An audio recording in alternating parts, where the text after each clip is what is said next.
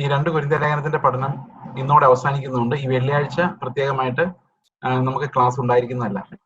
അടുത്ത മൺഡേ അതിനു മുൻപ് ദൈവാത്മാവ് പ്രേരിപ്പിക്കുന്നതനുസരിച്ച് എന്തായിരിക്കും ഏത് ലേഖനമായിരിക്കുമെന്നുള്ള കാര്യം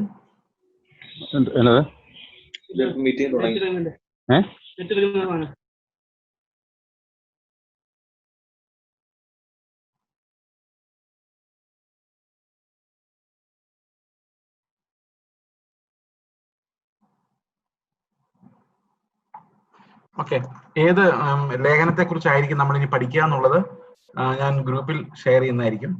കാരണം അതിനെക്കുറിച്ചൊരു ഗൈഡൻസ് എനിക്ക് ലഭിച്ചിട്ടില്ല. അതുകൊണ്ട് നമ്മൾ അടുത്ത തിങ്കളാഴ്ച ഇനി വേദപുസ്തക പഠനം ആരംഭിക്കുകയുള്ളൂ, ഇന്ന് കഴിഞ്ഞാൽ.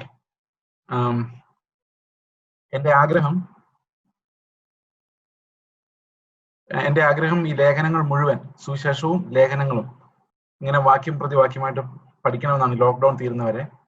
ലോക്ക്ഡൌൺ നീണ്ടുപോകാനുള്ള സാധ്യതയാണ് കേരളത്തിൽ കാണുന്നത്. ചർച്ചകൾ സ്റ്റാർട്ട് ചെയ്യാനുള്ള സാധ്യത ഉടനെ കാണുന്നില്ലാത്തതുകൊണ്ട് ലെറ്റ്സ് ഹോപ്പ് ദൈവം ആയുസ്സും ബലവും നിയോഗവും തരുന്നുണ്ടെങ്കിൽ അത് പൂർത്തിയാക്കാൻ കഴിയുമെന്ന് വിശ്വസിക്കുന്നു.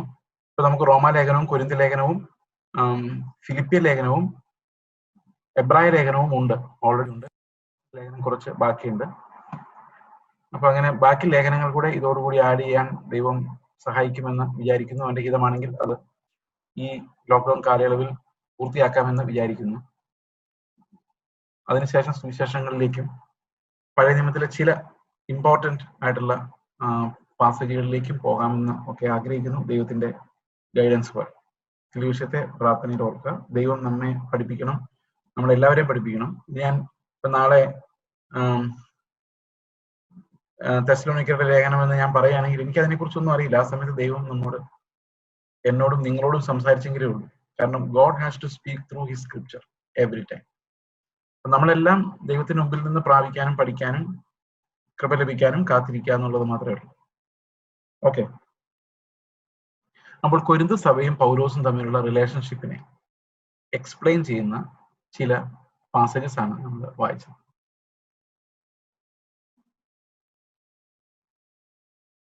ഇവിടെ പൗലോസ് ജോലി ചെയ്യാതെ പൈസ വാങ്ങിക്കാതെ സുവിശേഷ വേല ചെയ്യുന്നതിനെ കുറിച്ചാണ് നമ്മൾ കഴിഞ്ഞ ആഴ്ച കണ്ട അവസാനം ചർച്ച ചെയ്ത കാര്യം. നമുക്ക് പൈസ വാങ്ങിക്കുന്ന ഒരു ഹംബിൾനെസ് അല്ലേ എന്ന് പലരും ചോദിക്കാറുണ്ട്. ശുശ്രൂഷിച്ച ശേഷം പൈസ വാങ്ങിക്കാതെ പോയി കഴിയുമ്പോൾ, ഞാൻ അങ്ങനെ ചെയ്തിട്ടുണ്ട്, പലയിടത്ത് ചെയ്തിട്ടുണ്ട്.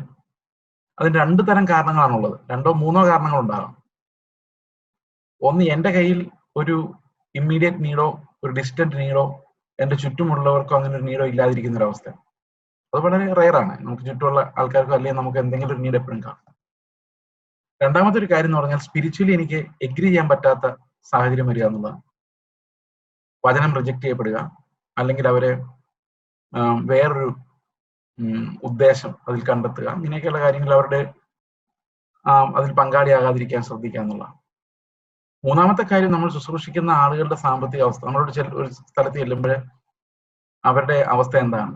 ഇഫ് ദേ ആർ അണ്ടർ ഡെപ്റ്റ്, കടഭാരത്തിലുള്ള ഒരാള് കടം വാങ്ങിച്ച് പൈസ തരുമ്പോൾ വാങ്ങിച്ചുകൊണ്ട് പോരുക എന്ന് പറയുന്നത് കടമില്ലാത്ത എന്നെ സംബന്ധിച്ച് ദുഃഖകരമാണ്.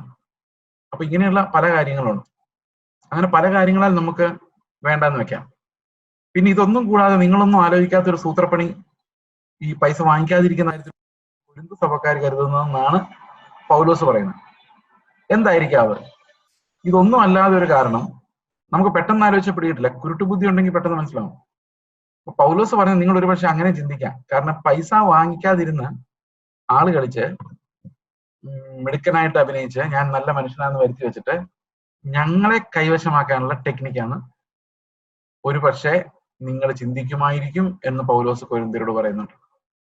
അതായത് പൈസ വാങ്ങിക്കാതിരിക്കുന്നത് as a strategy to win them, to make a good opinion, ഒരു നല്ല അഭിപ്രായം ഉണ്ടാക്കാൻ വേണ്ടി പൈസ വാങ്ങിക്കാതിരിക്കുക. അപ്പൊ നമുക്ക് നല്ലൊരു ഇംപ്രഷൻ ഉണ്ടാകാൻ വേണ്ടി. അപ്പൊ ജഡം എല്ലായിടത്തും മിടുക്കനാണ്. അപ്പൊ റെപ്യൂട്ടേഷൻ ഒരു വലിയ ഫാക്ടറാണ്. പൈസ വാങ്ങിക്കാത്ത ആളെന്നുള്ള റെപ്യൂട്ടേഷൻ അത് വലിയൊരു കാര്യമാണ്. അതൊരു വലിയ അഹങ്കാരമാണ്. അപ്പൊ ഇവിടെ എല്ലാം ആത്മാവ് തരുന്ന ഒരു ബാലൻസ് ഉണ്ട്. സ്വയനീതിയിലേക്ക് പോകാതെ, എന്നാൽ ദൈവത്തിന്റെ ഹിതത്തിൽ നിന്ന് വ്യതിചലിക്കാതെ,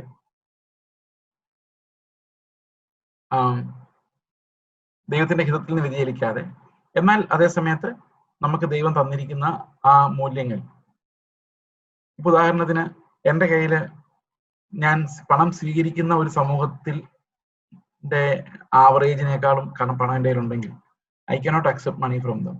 കാരണം അവിടെ നീഡുള്ള ആൾക്കാരുണ്ട്, അതാണ് ഫസ്റ്റ് തീരേണ്ടത്. അപ്പോൾ ഇങ്ങനെയുള്ള കാര്യങ്ങളല്ലാതെ പൗലോസ് ശരിക്കും എന്തിനാണ് കൊരിന്ത് സഭയിൽ നിന്നും വാങ്ങാതിരുന്നത്? വാങ്ങാൻ മടിയുണ്ടായിട്ടില്ല. മക്കതോന്യ സഭയിൽ ഇത് വാങ്ങിയിട്ടുണ്ടെന്ന് മാത്രമല്ല, ഇവിടെ എല്ലാം നല്ലപോലെ പിരിക്കുന്നുമുണ്ട്. അപ്പോൾ ഈ പിരിവ് പൗലോസ് നടത്താൻ നാണക്കേടൊന്നുമില്ല, പൈസ വാങ്ങിക്കാൻ നാണക്കേടൊന്നുമില്ല. പക്ഷെ ചില സാഹചര്യങ്ങളിൽ പൗലോസ് വേണ്ട എന്ന് വെക്കുന്നത് ശുശ്രൂഷയെ സംബന്ധിച്ച് തെറ്റിദ്ധാരണകൾ ഉണ്ടാകുന്ന ജഡീകരായ മനുഷ്യർ അതിനെ തെറ്റിദ്ധാരണ ഉണ്ടാക്കി ശുശ്രൂഷ അബലമാക്കി കളയുമോ എന്നുള്ള ഭയം പൗലോസിനെ കൊണ്ട് പലപ്പോഴും അത് വാങ്ങിക്കേണ്ട എന്ന് തീരുമാനിപ്പിക്കാനുള്ള കാരണം. ഓക്കെ,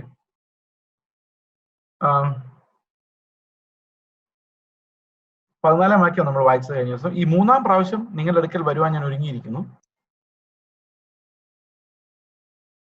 നിങ്ങൾക്ക് ഭാരമായി തീരുകയുമില്ല, നിങ്ങൾക്കുള്ളതിനെയല്ല നിങ്ങളെ തന്നെ ഞാൻ അന്വേഷിക്കുന്നു.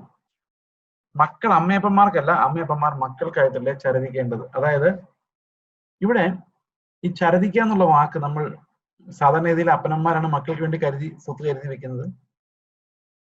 അതുപോലെ പൗലോസാണ് കരുതി വെക്കേണ്ടത്. ആർക്ക് വേണ്ടി? കൊരിന്ത് സഭക്കാർക്ക് വേണ്ടി. പക്ഷെ പൗലോസ് ചരദിച്ചു വെക്കുന്ന പണമല്ല. പൗലോസ് ചരദിച്ചു വെക്കുന്നത്, അവർക്ക് വേണ്ടി കരുതി വെക്കുന്നത് നിത്യമായ രാജ്യം, ഇളകാത്ത രാജ്യം പ്രാപിക്കുവാനും ആ തേജസ് പ്രാപിക്കുവാനുമുള്ള അവർക്ക് വേണ്ട ആ വഴിയാണ്. അല്ല, അവരെ അങ്ങനെ കാണാനുള്ള ഒരു ഡിപ്പോസിറ്റ് ആണ് പൗലോസ് അവർക്ക് വേണ്ടി കരുതി വെക്കുന്നത്. അപ്പോൾ ശരിക്കും അപ്പൻ എന്നുള്ള രീതിയിൽ, സ്പിരിച്വൽ ഫാദർ എന്നുള്ള രീതിയിൽ പൗലോസ് ചെയ്യുന്നത്, അപ്പന്മാർ മക്കൾക്ക് വേണ്ടി കരുതി വെക്കുന്ന പോലെ പൗലോസ് ഇവർക്ക് വേണ്ടി കരുതി വെക്കുന്നത് പണസംബന്ധമായ കാര്യമല്ല, പണം വാങ്ങിച്ചിട്ടുമല്ല, അത് ശരിക്കും സ്നേഹത്തിലാണ്, മക്കളെന്ന് കരുതിയാണ്. അല്ലാതെ റിവാർഡിന് വേണ്ടി, ജോലിക്കാരനെ പോലെയല്ല, അപ്പനെ പോലെയാണ്. ജോലിക്കാരെന്തെങ്കിലും ചെയ്താൽ അതിന് കൂലി വാങ്ങിക്കുന്നവരല്ല പൗലോസ് കൊരിന്ത് സഭക്കാർ ഇടപെട്ടത്. കൊരിന്ത് സഭക്കാരെ മക്കളെ പോലെ കരുതി, അപ്പൻ മക്കൾക്ക് ചരദിച്ചു വെക്കുന്നത് പോലെ പൗലോസ് കൊരിന്ത് സഭയ്ക്ക് വേണ്ടി ചരദിച്ച്, അപ്പൻ എന്ന പോലെ ചരദിച്ചു വെക്കുന്നത് എന്താണ്? ആത്മീക അനുഗ്രഹങ്ങളുടെ ആ ഒരു വലിയ ധനം, കൃപാവരങ്ങളുടെ ധനം, ക്രിസ്തുവിലുള്ള പരിജ്ഞാനത്തിന്റെ ധനം, ആ യാത്രയ്ക്ക് വേണ്ട കാര്യങ്ങൾ കരുതി വയ്ക്കാനുള്ള ഒരു പിതൃത്വമാണ് പൗലോസ് എടുക്കുന്നത്. ഓക്കെ, ഇപ്പൊ പൗലോസ് പറയാണ്, ഞാൻ അതിസന്തോഷത്തോടെ നിങ്ങളുടെ ജീവന് വേണ്ടി ചെലവിടുകയും ചെലവായി പോവുകയും ചെയ്യും എന്ന് പറഞ്ഞാൽ, ഇവിടെ വന്ന് കൂടാരപ്പണി ചെയ്താൽ അത് നിങ്ങൾക്കും തന്നേക്കാം, എനിക്ക് പണം വേണ്ട. നിങ്ങൾക്ക് വേണ്ടി ചെലവാക്കാൻ എനിക്ക് വിഷമമില്ല, നിങ്ങൾക്ക് വേണ്ടി ചെലവാക്കാൻ എനിക്ക് വിഷമമില്ല. അതുപോലെ നിങ്ങൾക്ക് വേണ്ടി ചെലവായി പോകാനും വിഷമമില്ല. സമയം, ഫോർ എക്സാമ്പിൾ, എത്ര സമയം നിങ്ങൾക്ക് വേണ്ടി ചെലവാക്കാനും വിഷമമില്ല, എത്ര കഷ്ടപ്പെടാനും വിഷമമില്ല. ഞാൻ നിങ്ങൾക്ക് വേണ്ടി പ്രാണനെ വെച്ച് തരാൻ പോലും വിഷമമില്ല. അത്രയും നിങ്ങളോട് എനിക്ക് സ്നേഹമാണ്, അപ്പനെ പോലാണ്. അതുകൊണ്ടാണ് ഞാൻ നിങ്ങൾക്ക് എന്തെങ്കിലും ചെയ്തതിന്റെ പണം വാങ്ങിക്കാൻ പറ്റാത്തത്. നമുക്ക് ഈ പണം മിനിസ്ട്രിയിൽ നിന്ന് വരുന്ന ഒരു ബിസിനസ് ആയി വരുമ്പോൾ ഉള്ള പ്രോബ്ലം, അപ്പന്റെ ശുശ്രൂഷകളല്ല പിന്നെയുള്ളത്, കൂലിക്കാരുടെ പണികളാണ്. കൂലിക്കാരുടെ പണി എന്ന് പറയുന്നത് പണിത് കഴിഞ്ഞ ഉടനെയാണ്. മക്കളോ അപ്പൻ ബന്ധം അല്ല അവിടെ ഉള്ളത്. ഇപ്പൊ അപ്പോസ്തലനായ പൗലോസ് പറയാണ്, എന്നെ സംബന്ധിച്ച് ഞാൻ നിങ്ങൾക്ക് അപ്പനെ പോലെ ആത്മീയ കാര്യങ്ങൾ, അനുഗ്രഹങ്ങൾ ചരദിച്ചു വെക്കുമ്പോൾ അത് നിങ്ങളിൽ നിന്ന് പ്രതിഫലം നോക്കിയിട്ടല്ല, നിങ്ങൾക്ക് വേണ്ടി ചെലവായി പോകാനും നിങ്ങൾക്ക് വേണ്ടി ചെലവാക്കാനുമുള്ള എൻ്റെ താല്പര്യമാണ്. ഓക്കെ, ഞാൻ നിങ്ങളെ അധികമായി സ്നേഹിച്ചാൽ നിങ്ങൾ എന്നെ അല്പമായി സ്നേഹിക്കുന്നു. ഞാൻ എത്ര ആഴമായിട്ട് നിങ്ങളെ സ്നേഹിച്ചാലും നിങ്ങളിൽ നിന്ന് തിരിച്ചു കിട്ടുന്നത് വളരെ കുറച്ചാണ്. ഞാൻ നിങ്ങൾക്ക് ഭാരമായി തീർന്നില്ല എങ്കിലും ഉപായി ആകയാൽ കൗശലം കൊണ്ട് നിങ്ങളെ കൈവശമാക്കിയെന്ന് നിങ്ങൾ പറയുമായിരിക്കും. അതാണ്, പൈസ ഒന്നും വാങ്ങിക്കാതെ ഈ പുള്ളി ഞങ്ങളെ കൗശലം കാണിച്ച്, മിടുക്കനായിട്ട് അഭിനയിച്ച്, അല്ലെങ്കിൽ വളരെ സ്വാത്വികനായിട്ടും പണം ആവശ്യമില്ലാത്ത പണത്തെ നോക്കാത്ത ഒരാളായിട്ട് നിങ്ങളുടെ മുമ്പിൽ പ്രസന്റ് ആയിട്ട് നിങ്ങളുടെ ഹൃദയങ്ങളെ അടിച്ചു മാറ്റുക. അതായത് കൊള്ളാം, പൗലോസ് കൊള്ളാം, അവന് പണമൊന്നും ആഗ്രഹമില്ല എന്നൊരു ചിന്ത ഉണ്ടാക്കിയിട്ട് ആ ഒരു റൈച്ചസ്നെസ് ഉണ്ടാക്കി അതിലേക്ക് ആളുകളെ ചേർക്കുക. ഇപ്പൊ നമ്മൾ ആ മനുഷ്യൻ നമ്മൾ വിചാരിച്ചോലൊന്നും അല്ല കേട്ടോ, ഭയങ്കര കമ്മിറ്റ്മെന്റ് ആണ്, ഇങ്ങനൊരു അവസ്ഥ ഉണ്ടാക്കുക. ഓക്കെ, അപ്പൊ ഇവിടെ പറയുന്നത് അങ്ങനെ നിങ്ങൾ എന്നെ കണ്ടാലേ നിങ്ങൾക്ക് എന്നെ ശരിക്കും സ്നേഹത്തോടെ നോക്കാൻ സാധിക്കുള്ളൂ. അങ്ങോട്ടും ഇങ്ങോട്ടും ഇവ സ്നേഹം ഇല്ലെങ്കിൽ എന്താ കുഴപ്പം? കൊരിന്ത് സഭക്കാർ പൗലോസിനെ സ്നേഹിച്ചില്ലെങ്കിൽ എന്താ കുഴപ്പം? കൊരിന്ത് സഭക്കാർ പൗലോസിനെ സ്നേഹിച്ചില്ലെങ്കിൽ പൗലോസിന് എന്തെങ്കിലും കുഴപ്പമുണ്ടോ? പൗലോസിനൊരു കുഴപ്പമില്ല. പക്ഷെ കൊരിന്ത് സഭക്കാർ പൗലോസിനെ സ്നേഹിച്ചില്ലെങ്കിൽ ഈ പൗലോസ് അപ്പൻ എന്ന പോലെ മക്കൾക്ക് എന്ന പോലെ ചരിതിച്ചു വെച്ചിരിക്കുന്ന ആത്മീക പഠിപ്പിക്കലുകളും ടീച്ചിങ്ങും അവർക്ക് മിസ്സാവും. സ്നേഹമില്ലാതെ നിങ്ങളൊന്ന് കേട്ടെ, നിങ്ങൾക്ക് അപ്രീഷിയേറ്റ് ചെയ്യാൻ പറ്റുമായിരിക്കും നല്ല ക്വാളിറ്റി ഉണ്ടെങ്കിൽ, പക്ഷെ നിങ്ങൾക്ക് ഒരിക്കലും തന്നെ അതൊന്നും ഉൾക്കൊള്ളാൻ പറ്റില്ല. അപ്പൊ ശരിക്കും കൊടുക്കുന്ന ആൾക്ക് എന്ത് സ്നേഹമുണ്ടോ അത്രേ സ്നേഹം വാങ്ങിക്കുന്ന ആൾക്കും വേണം, എങ്കിലത് ഫലം കൊടുക്കുള്ളൂ. വാങ്ങിക്കുന്ന ആൾക്ക് തിരിച്ച് സ്നേഹമില്ലെങ്കിൽ ഈ പ്രസംഗിക്കുന്നതെല്ലാം ഒരു വിലയിരുത്തലിലേക്ക് പോകുള്ളൂ. യഥാർത്ഥ സ്നേഹമുള്ളിടത്ത് വിലയിരുത്തലുകളില്ല. 1 കൊരിന്ത്യർ ലേഖനം 13-ാം അധ്യായത്തിൽ വിവേചനമില്ലെന്നല്ല, വിലയിരുത്തലുകളില്ല. 1 കൊരിന്ത്യർ ലേഖനം 13-ാം അധ്യായത്തിൽ പറയുന്നുണ്ട്, സ്നേഹം ദോഷം കണക്കിടുന്നില്ല. It does not evaluate. Okay, അത് കണക്കെടുക്കുന്നില്ല. അപ്പൊ കണക്കെടുക്കാത്ത ഒരു സ്നേഹം, അഗപ്പെ. ഓക്കെ, അതാണ് പൗലോസ് പ്രതീക്ഷിക്കുന്നത്. അങ്ങനെ നമ്മൾ സ്നേഹിച്ചെങ്കിൽ മാത്രമേ പറയുന്ന ആള് പറയുന്നത് നമ്മൾ കേൾക്കുള്ളൂ. ഓക്കെ, ഞാൻ നിങ്ങളുടെ അടുക്കൽ അയച്ചവരിൽ വല്ലവനെ കൊണ്ടും നിങ്ങളോട് വല്ലതും വഞ്ചിച്ചെടുക്കുവോ എന്ന് ചോദിച്ചു കഴിഞ്ഞാലും ഏലീശയുടെ കൂടെ ഗേഹസി നടന്ന പോലെ പൈസ പൗലോസ് നേരിട്ട് കൈപ്പറ്റില്ല. പുറകെ ആൾക്കാർ വന്നിട്ട് അവർക്ക് പൈസ മേടിക്കും, അത് മേടിക്കും. അങ്ങനെ നിങ്ങളുടെ കയ്യിൽ ആരെങ്കിലും 1 രൂപയെങ്കിലും വാങ്ങിച്ചോ? ഞാൻ തിത്തോസിനെ പ്രബോധിപ്പിച്ചു, ആ സഹോദരനെയും കൂടെ അയച്ചിരുന്നു. തിത്തോസ് നിങ്ങളോട് വല്ലതും വഞ്ചിച്ചെടുത്തുവോ? ഞങ്ങൾ നടന്നു അതേ ആത്മാവിലല്ലയോ, അതേ കാൽച്ചുവടുകളിലല്ലയോ? അപ്പൊ തിത്തോസ് എങ്ങനെ നടന്നു അതുപോലെ തന്നെയല്ലേ ഞങ്ങൾ നടന്നത്. പൈസ ഒന്നും കൈപ്പറ്റിയിട്ടില്ല. പ്രിയ സഹോദരങ്ങളെ, ഒത്തിരി ആളുകൾക്കും പണം എന്ന് പറയുന്നത് ഒരു കൺട്രോളിങ് ടൂളാണ്, മറ്റുള്ളവരെ കൺട്രോൾ ചെയ്യാൻ. Some people like to get control also. ഇപ്പൊ ഉദാഹരണത്തിന് മിഷൻസിൽ വരുന്ന പണം കൺട്രോളിങ്ങിനാണ് ഉപയോഗിക്കുന്നത് കൂടുതലും, to control people under that money. പിന്നെ റിപ്പോർട്ട് എഴുത്താണ്. രാവിലെ 10 പേരെ കണ്ടു, സാക്ഷി കൊടുത്തു, ഇത്ര നേരം പ്രാർത്ഥിച്ചു, റിപ്പോർട്ട് എഴുതി അയക്കണം. എന്തിനാണെന്നറിയാം? പണം വരുന്ന സ്ഥലത്ത് ഈ റിപ്പോർട്ട് വേണം. ഇപ്പൊ നമ്മൾ ചോദിക്കുക, ഈ റിപ്പോർട്ട് ചോദിക്കുന്ന നേരത്ത് എന്താ തെറ്റ് ബ്രദർ? നമ്മൾ പൈസ കൊടുക്കുമ്പം, നിങ്ങൾ പൈസ കൊടുക്കുമ്പോഴോ? നിങ്ങൾ പൈസ കൊടുക്കാൻ ആര് പറഞ്ഞു? നിങ്ങൾ കർത്താവിനല്ലേ കൊടുത്ത്? അവർ കർത്താവിന്റെ കയ്യിൽ നിന്നല്ലേ വാങ്ങിച്ചത്? പിന്നെ നിങ്ങൾക്ക് എന്തിനാ കണക്ക്? വിശ്വാസമല്ലേ കൊടുക്കണ്ട, ഡോണ്ട് ഗിവ്. എന്തിനാ കൊടുക്കും? ആത്മാവ് പ്രേരിപ്പിച്ചിട്ടാ കൊടുത്തത് താനും, എന്നാ പിന്നെ ഇതിന്റെ പുറകെ നടക്കുകയും ചെയ്യും. ഞാൻ നിങ്ങളോട് പറയുന്നത് ഒരു മിഷൻ ഫീൽഡ് എന്ന് നടക്കുന്നത് നിങ്ങൾ അറിയരുതെന്നുള്ളതല്ല, അത് സ്നേഹത്തിൽ അറിയണം. പൈസ കൊടുക്കുന്നുണ്ടല്ല, പൈസ വാങ്ങിക്കുന്നത് കൊണ്ടുമല്ല. അതിനെയാണ് നമ്മൾ ആത്മാവിലുള്ള കൂട്ടായ്മ എന്ന് പറയുന്നത്. മറ്റത് മാമോനിലുള്ള കൂട്ടായ്മയാണ്. ഇപ്പൊ ഒരു മിഷൻ ഏജൻസി ഒരു മിഷണറിക്ക് പണം കൊടുക്കും, മിഷണറി കൃത്യമായിട്ട് റിപ്പോർട്ട് അയക്കുന്നു, പണം നിൽക്കുന്നു, റിപ്പോർട്ട് നിൽക്കുന്നു. അതെന്താ ഇപ്പൊ റിപ്പോർട്ട് അയക്കാത്തെ? റിപ്പോർട്ട് അയച്ചത് ആ സഹോദരൻ പ്രാർത്ഥിക്കുന്ന സഹോദരനാണല്ലോ, ഈ വിഷയങ്ങളെല്ലാം ഓർത്ത് പ്രാർത്ഥിച്ചോട്ടെ എന്ന് വിചാരിച്ചല്ല. പണം വരുന്നുണ്ടല്ലോ, അത് ഞാൻ ചുമ്മാ ഇരിക്കുവാന്ന് അവര് ചിന്തിക്കാതിരുന്നോട്ടെ എന്ന് പറഞ്ഞുകൊണ്ട് വെറും മാനുഷികമായ സിസ്റ്റം അത്. ഓക്കെ, അപ്പോൾ ഈ കൊരിന്ത് സഭക്കാര് പണം കൊടുത്ത് ശീലിച്ചവരല്ല. ആത്മാവിന്റെ പ്രേരണയാൽ എങ്ങനെ കൊടുക്കണമെന്ന് നമുക്കറിയില്ല. അങ്ങനെ അറിയാത്തവരുടെ കയ്യിൽ നിന്ന് വാങ്ങിക്കാനും പാടില്ല. കാരണം അത് അവരെ പഠിപ്പിക്കില്ലെന്ന് മാത്രമല്ല, അവരെപ്പോഴും ഒരു ബിസിനസ് കണ്ണോടെ മാത്രമേ ഇതിനെ കാണുള്ളൂ.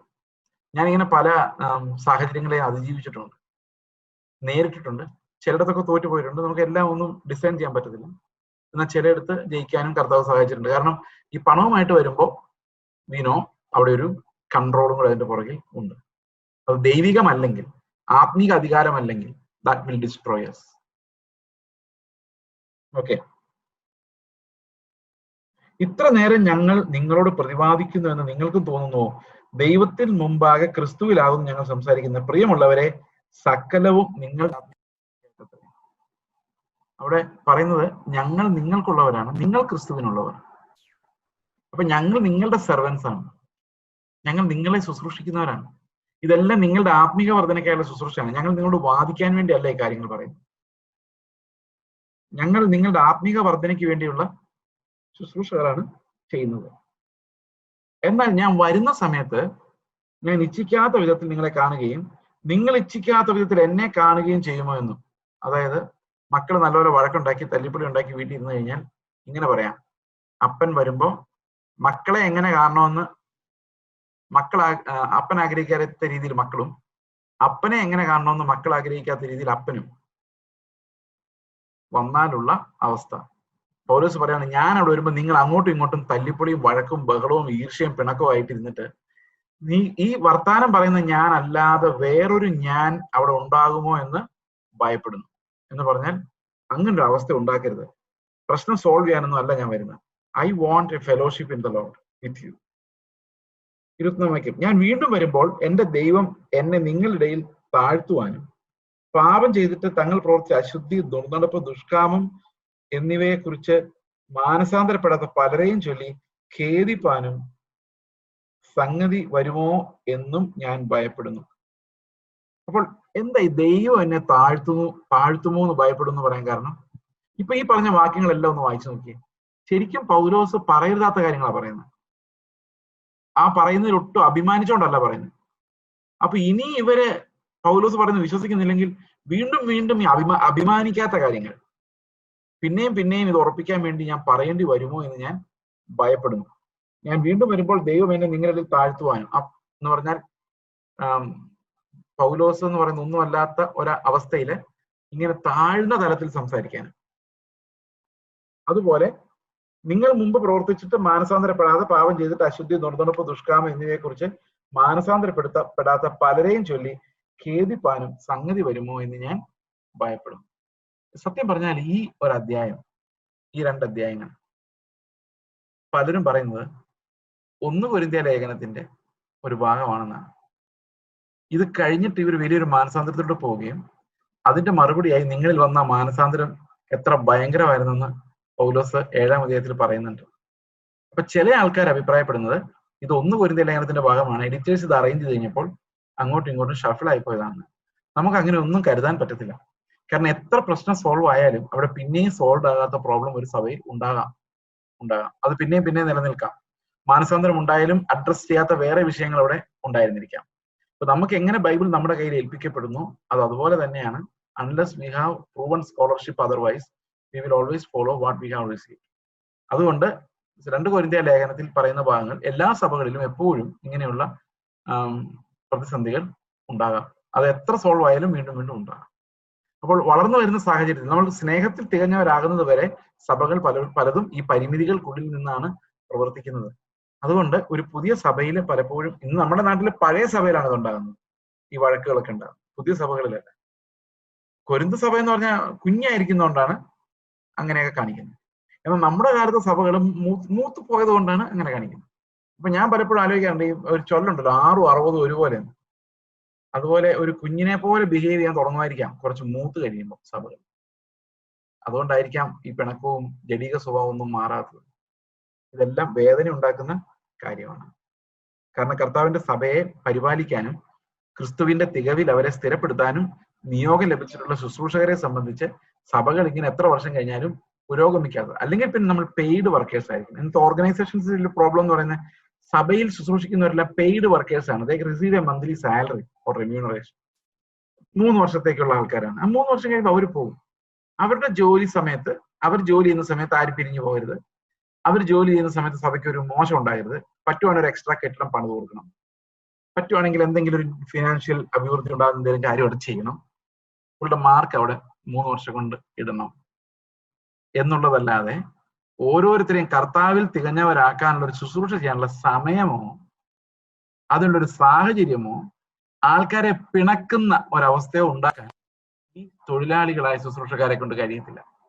അവർ പറയും, വീട്ടിലിങ്ങനെ ആയിരിക്കും ഒരു കോൺവെർസേഷൻ, ഇവര് മഹാജഡീകരാണല്ലോ, ഇവരിങ്ങനെയൊക്കെയാ ജീവിച്ചാൽ എങ്ങനെയാ? അപ്പം ഭാര്യയോ ഭർത്താവോ ഇങ്ങനെ പറയായിരിക്കും, നമ്മൾ ഇതിനകത്തൊക്കെ ഇടപെടാൻ പോയാൽ ചർച്ചിൽ പിന്നെ ആൾക്കാർ കാണുകയില്ല. അതുകൊണ്ട് 3 വർഷം കഴിഞ്ഞ് നമ്മുടെ പരിപാടി തീരുന്നതിന് മുമ്പ് ഇവിടെ കുഴപ്പങ്ങളൊന്നും ഉണ്ടാകാതെ പോയാനുള്ള പരിപാടി നോക്കിയാൽ മതി, അങ്ങനെ ചിന്തിക്കുള്ളൂ. അപ്പൊ ട്രാൻസ്ഫർ ഉള്ള സഭകളുടെ ഒരു പ്രോബ്ലം ഇതാണ്. No one is responsible for the souls. ഈ ആത്മാക്കൾക്ക് ആരും ഉത്തരവാദിയല്ല, അവർക്ക് വേണ്ടി ജീവൻ വെച്ചു കൊടുക്കാനൊന്നും ആരും ഇല്ല.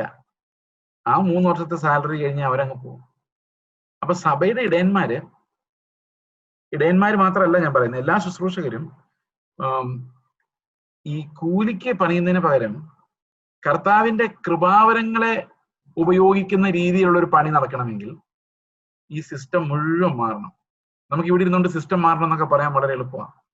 സിസ്റ്റം ആദ്യം മാറേണ്ടത് എവിടെയാന്ന് വെച്ച് കഴിഞ്ഞാൽ സഭയ്ക്കകത്ത് വചന പഠനം ആരംഭിക്കണം, വേദശാസ്ത്രം പഠിപ്പിക്കണം. നമ്മുടെ അടിസ്ഥാന വേദോപദേശങ്ങൾ, വചനം വ്യാഖ്യാനിക്കാൻ എല്ലാം സഭ പഠിപ്പിക്കണം. സഭ പഠിപ്പിച്ച് തികഞ്ഞവരെ സഭ തന്നെ ശുശ്രൂഷകരായി നിയമിക്കണം. സഭ തന്നെ ശുശ്രൂഷകരായി നിയമിച്ച് അവർ കൊള്ളാവുന്നവരെന്ന് തികഞ്ഞു വരുന്നുണ്ടെങ്കിൽ അവരെ നിയോഗിച്ച് ശുശ്രൂഷയ്ക്കായി അയക്കണം, അല്ലെങ്കിൽ സഭയിൽ അവർ ശുശ്രൂഷ നൽകണം. അതല്ലാതെ നമ്മളൊരു ഇൻസ്റ്റിറ്റ്യൂഷൻ പടച്ചുവിടുന്ന ആളുകൾ അവിടെ ഇവിടെയും പോയി അവരുടെ സ്കില്ല് വെച്ച് ആൾക്കാരെ ഉണ്ടാക്കി പിന്നെ ഇൻസ്റ്റിറ്റ്യൂഷനിൽ വിട്ട് അവിടെ പഠിപ്പിച്ച് അങ്ങനെ വരുമ്പോഴാണ് തൊഴിലാളികൾ കൂടുന്നത്. സഭയ്ക്കകത്ത് ശുശ്രൂഷകൾ ഉണ്ടായി വരുമ്പോഴാണ് അത് ആത്മാവിന്റെ പ്രവർത്തികൾ. അതിനൊരു പ്രധാനപ്പെട്ട കാരണം നമ്മൾ എങ്ങനെയാ പറയുന്നത്? കർത്താവ് പറഞ്ഞത്, ഞാൻ എൻ്റെ സഭയെ പണിയും പാതാള ഗോപുരങ്ങൾ അതിനെ ജയിക്കില്ല എന്നാണ്. കർത്താവ് ഒരിടത്തും പറഞ്ഞിട്ടില്ല ഞാൻ എൻ്റെ ബൈബിൾ കോളേജിനെ പണിയും പാതാള ഗോപുരങ്ങൾ അതിനെ ജയിക്കില്ല, അങ്ങനെ പറഞ്ഞിട്ടില്ല. കർത്താവ് ഒരിടത്തും പറഞ്ഞില്ല ഞാൻ എൻ്റെ യുവജന സംഘടനയെ പണിയും അതിനെ പാതാള ഗോപുരങ്ങൾ ജയിക്കില്ല, പറഞ്ഞിട്ടില്ല. പറഞ്ഞിട്ടുണ്ടോ? പറഞ്ഞിട്ടില്ല. ഞാൻ നമ്മുടെ വിമൻസ് മീറ്റിംഗ്, വിമൻസ് ഫെലോഷിപ്പ് പണിയും, ഇങ്ങനൊന്നും പറഞ്ഞിട്ടില്ല. കർത്താവ് പണിതിരിക്കുന്ന സഭ മാത്രമേ ഉള്ളൂ. ബാക്കി യൂത്ത് ഫെലോഷിപ്പ് ഒന്നും വേണ്ടെന്നല്ല ഞാൻ പറയുന്നത്. ബൈബിൾ കോളേജ് ഒക്കെ, ബൈബിൾ കോളേജിന്റെ ആവശ്യം ഉണ്ടോ എന്നുള്ളതാണ്. സഭ വചനം പഠിപ്പിച്ചു കഴിഞ്ഞാൽ പിന്നെ ഇതിന്റെ ഒന്നും ആവശ്യമില്ല. സഭ തിയോളജി പഠിപ്പിക്കാൻ തുടങ്ങി, വേദശാസ്ത്രം പഠിപ്പിക്കാൻ തുടങ്ങിയ, സഭ വ്യാഖ്യാനിക്കേണ്ടത് എങ്ങനെയാണ് പഠിപ്പിക്കാൻ തുടങ്ങിയ, ജീവിത വിശുദ്ധിയെക്കുറിച്ചും മിഷനെ കുറിച്ചും, എങ്ങനെയാണ് മിഷണറി വർക്ക് ചെയ്യുന്നത്, എന്താണ് മിഷൻസ്, ഇതൊക്കെ സഭ തന്നെ വിശ്വാസികളെ പഠിപ്പിക്കാൻ തുടങ്ങി കഴിഞ്ഞാൽ ആ ട്രെയിനിങ് ആണ് ശരിക്കും ഒരു വിശ്വാസം നടത്തേണ്ടത്. എക്സ്റ്റേണൽ ട്രെയിനിങ് അല്ല, സഭ തന്നെയാണ് ട്രെയിൻ ചെയ്യേണ്ടത്. അപ്പൊ അങ്ങനെ ഒരു ട്രെയിനിങ് ഉണ്ടായി, അങ്ങനെ ശുശ്രൂഷകർ ഉളവാക്കുന്ന ഒരു സിസ്റ്റം ഓരോ സഭയ്ക്കും ഉണ്ടായാൽ, ഉണ്ടാകുമോ? ഉണ്ടാകും. എന്തുകൊണ്ട് ഉണ്ടാകാത്തത്? നമ്മൾ എപ്പോഴും ഷോർട്ട് കട്ട് അന്വേഷിക്കുന്നതുകൊണ്ടാണ്. ഷോർട്ട് കട്ട് അന്വേഷിച്ച് കഴിഞ്ഞാൽ നമുക്കൊന്നും ഉണ്ടാവുകയില്ല. ഓക്കെ, അപ്പൊ ഷോർട്ട് കട്ട് അന്വേഷിക്കാതെ കർത്താവിന്റെ ആത്മാവിന്റെ ഇടപെടൽ നമ്മുടെ സഭകളിൽ അനുഭവിക്കാനും, കർത്താവ് ഏതെല്ലാം കൃപാവരങ്ങളാണ് ആർക്കെല്ലാം നൽകിയിരിക്കുന്നത്, ശുശ്രൂഷാ വരങ്ങൾ ഏതൊക്കെയാണ് എന്ന് വിവേചിക്കാനും, അവരെ അതിനായി ട്രെയിൻ ചെയ്യാനും, അവരെ ശുശ്രൂഷ ഏൽപ്പിക്കാനുമുള്ളൊരു വ്യവസ്ഥ സഭകളിൽ ഉണ്ടാകണം. അത് വളരെ പ്രധാനപ്പെട്ട ഒരു കാര്യം. അപ്പൊ ശുശ്രൂഷകർ അങ്ങനെ ഉണ്ടാകുമ്പോൾ തൊഴിലാളികളുടെ എണ്ണം വളരെയധികം കുറയും.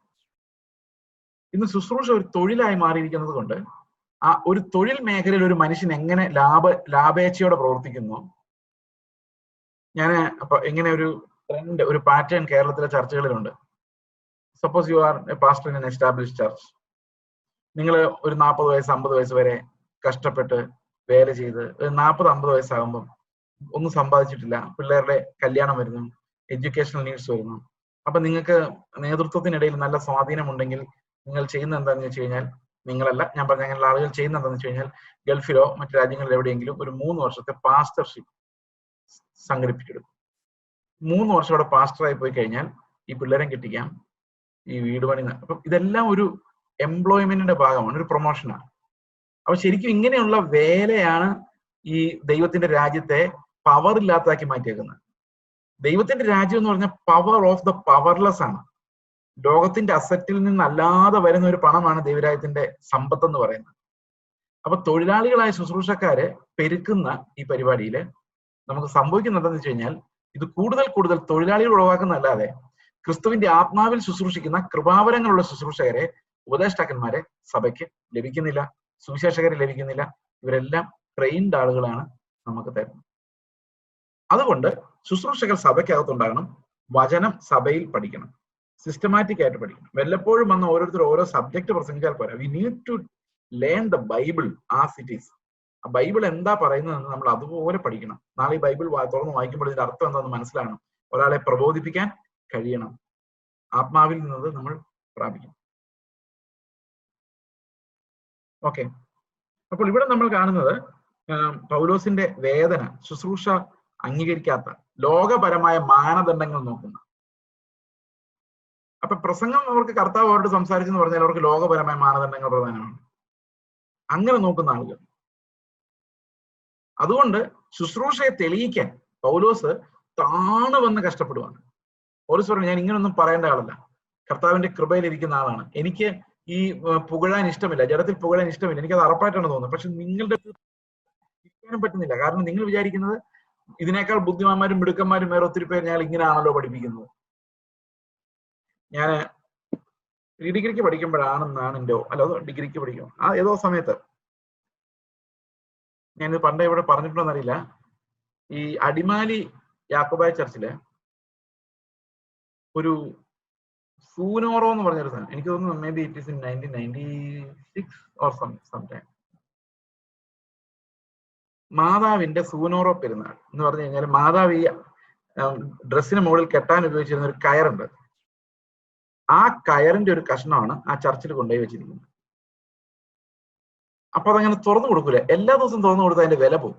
വില പോയി കഴിഞ്ഞാൽ പിന്നെ 10 രൂപ സ്വോത്രാഴ്ച ഇട്ടയാൾ പിന്നെ അത് 1 രൂപയിലോട്ട് കുറയ്ക്കും. അതുകൊണ്ട് അവർ എന്ത് വെച്ച് കഴിഞ്ഞാൽ വർഷത്തിൽ ഒരു ദിവസമാണ് പെരുന്നാൾ. അതാ ആ കെട്ടിന്റെ പെരുന്നാളാണ്. ഞാനിത് പറഞ്ഞു വന്നതെന്ന് വെച്ച് കഴിഞ്ഞാൽ ഈ കെട്ടിന്റെ കാര്യം പറയാനല്ല, അതൊക്കെ അവരവരുടെ വിശ്വാസം, അത് അവർ വിശ്വസിക്കട്ടെ സുബോധം ഉണ്ടാകുന്നവരെ. അതല്ല എന്റെ തർക്കം. അന്ന് ഈ സുനോറോ, നിങ്ങൾ തെറ്റിദ്ധരിക്കരുത്, അവരുടെ വിശ്വാസം ഞാൻ ഉദ്ദേശിച്ചത് അത് അന്ധവിശ്വാസവും ഐഡോലേറ്ററിയുമാണ്. ഞാൻ പറഞ്ഞു അത് തിരുത്താനല്ല ഞാൻ ഈ സമയത്ത് ഇത് പറയുന്നത്. അന്ന് ഒരു മെത്രാപ്പൊലിത്ത ഒരു ലേഖനം എഴുതി ആ സഭയുടെ സൗകര്യങ്ങളിൽ. അതെന്റെ മനസ്സിൽ നിന്ന് ഒരിക്കലും പോകത്തില്ല. അദ്ദേഹത്തിന് 4 ഡോക്ടറേറ്റ് എങ്കിലും ഉണ്ട്. അദ്ദേഹം എഴുതി ഇങ്ങനെയാണ്: കന്യാമറിയം സ്വർഗത്തിലേക്ക് പോകുന്ന വഴി തോമസിനെ കണ്ടു. തോമസിനെ കണ്ടപ്പം ഈ കെട്ട് ഊരി തോമസിന്റെ കൊടുത്തു. ഇവൻ മരിച്ച ശവടക്കിയപ്പോ ആ കെട്ട് അവന്റെ കൂടെ ഇരുന്നു. ഇതിന്റെ അവശിഷ്ടം പിന്നെ പലർക്കും കിട്ടിയിട്ടുണ്ട്. എങ്ങനെയുണ്ട്? അതെങ്ങനെ ഈ പലർക്കും കിട്ടിയത്? അപ്പൊ ആൾക്കാർ അവിടെ നിന്ന് പറയുന്നത് എന്നറിയോ? അയാൾ ഒത്തിരി ഡിഗ്രി ഉള്ള ആളാ, ശരിക്കും പഠിച്ചിട്ട് എഴുതിയതായിരിക്കും. പിന്നെ അത്രയും വിവരമുള്ള ആൾക്കാരൊക്കെ അത് പറയുമ്പോ, ഈ ബൈബിൾ കോളേജിൽ പോയിട്ട് പോലും പഠിച്ചിട്ടില്ലാത്ത നീ ഇത് ഇങ്ങനെയല്ലെന്ന് പറഞ്ഞാൽ എങ്ങനെ വിശ്വസിക്കാൻ പറ്റും? ഇവരുടെ 3 ഡോക്ടറേറ്റ് എന്താ ചുമ്മാ കിട്ടിയതാണോ? This is the problem. അപ്പൊ മാനുഷികമായ പ്രസംഗങ്ങളും അഭിപ്രായങ്ങളും ആശയങ്ങളും കേട്ടിട്ട് അവരുടെ ബുദ്ധി വെച്ച് അവർ ഭയങ്കര ഇന്റലിജന്റ് ആണത്രേ. കൊള്ളാം, let them go and do some work in engineering or mathematics, ചെയ്യട്ടെ. പക്ഷെ കർത്താവിന്റെ വേല ബുദ്ധിയുള്ളവരുടേതല്ല. അതാണ് ഒന്നാമത്തെ കാര്യം നമ്മൾ മനസ്സിലാക്കേണ്ടത്. ഇത് ആത്മാവ് വെളിപ്പെടുത്തേണ്ട ദുർബലരായ ബലഹീനരായ ആളുകളിൽ വെളിപ്പെടുന്ന ദൈവത്തിന്റെ കൃപയുടെ സുവിശേഷമാണ്. This is totally different from that. പക്ഷെ കൊരിന്ത്യർക്ക് അത് മനസ്സിലാവുന്നില്ല. അപ്പൊ കൊരിന്ത്യന്റെ അടുത്ത് വന്നിട്ട് പൗലോസ് എന്താ പറയുന്നറിയോ? ഈ പൊങ്ങച്ചം പറയേണ്ടി വരുക, ഞാൻ അത്ര ബലഹീനനല്ല എന്ന് പറയേണ്ടി വരുക, എന്റെ ബാക്ക്ഗ്രൗണ്ട് എക്സ്പ്ലെയിൻ ചെയ്യേണ്ടി വരും. എന്നിട്ട് പൗലോസ് പറയാണ്, ഞാൻ നിങ്ങളുടെ അടുത്ത് വരുമ്പോ പിന്നെ ഇങ്ങനെ താഴേണ്ടി വരുമെന്നും, ഞാൻ പറയും നിങ്ങൾ കേൾക്കാൻ വേണ്ടി ഞാൻ എന്നെ തന്നെ അബേസ് ചെയ്ത് നിങ്ങളുടെ മുമ്പിൽ നിൽക്കേണ്ടി വരുമെന്ന് എനിക്ക് പേടി തോന്നുന്നു. അതുകൊണ്ടായിരിക്കും പൗലോസ് ഇത്രയും ഇടയ്ക്കൊന്നും അങ്ങനെ ആൾക്കാരെ അങ്ങോട്ട് വരാഞ്ഞത്. പലരെ വിട്ടുകൊണ്ടിരിക്കുക. തിത്തോസിനെ വിട്ടു, ഇങ്ങനെ പലരെയും വിടുക. പൗലോസ് വരുന്നില്ല. പൗലോസ് വരുമ്പോ പൗലോസിന്റെ പേര് എന്ന് വെച്ച് കഴിഞ്ഞാൽ പിന്നെ ഈ എന്താ പറയുന്നത്, ഇവരെ ഒന്ന് കൺവിൻസ് ചെയ്യിപ്പിക്കാൻ വേണ്ടി ഞാൻ ഇങ്ങനെ ഒരു തലത്തിലേക്ക് പോകേണ്ടി വരുമോ എന്നൊരു വിഷമം പൗലോസിനുണ്ട്. അതുപോലെ തന്നെ പൗലോസ് പറയുന്നത്, നിങ്ങളെ വഴക്കുണ്ടാക്കുന്നവരായും ഷണ്ടക്കാരായും അവിടെ ഞാൻ വരുമ്പോ കാണാൻ ഇടവരരുത്. ഓക്കെ, അപ്പൊ ഇതാണ് പൗലോസിന്റെ ശരിക്കുമുള്ള ഭയം. അപ്പൊ ശുശ്രൂഷകൾ സ്ഥാപിക്കപ്പെടുക, സ്നേഹം, ആത്മാവിന്റെ കണ്ണ് തുറന്ന് സ്നേഹത്തിൽ കേൾക്കുക, സ്നേഹത്തിൽ പറയുക, അത് ദൈവത്തിന്റെ മഹത്വത്തിനായി തീരുക. ഇതാണ് ശുശ്രൂഷയുടെ ഏറ്റവും പ്രധാനപ്പെട്ട കാതലായിട്ടുള്ള കാര്യം. ഓക്കെ, ഇനി 13ാമത്തെ അധ്യായമാണ്. ഇത് നമ്മൾ വളരെ പെട്ടെന്ന് തീരുന്ന ഒരു ചെറിയ അധ്യായമാണ്. ഓക്കെ, ഈ അധ്യായത്തിൽ ഇതേ കാര്യങ്ങൾ തന്നെയാണ് ആവർത്തിക്കുന്നത്. പക്ഷെ ചില പാഠങ്ങൾ നമുക്ക് ഇതിൽ നിന്ന് മനസ്സിലാക്കാനുണ്ട്.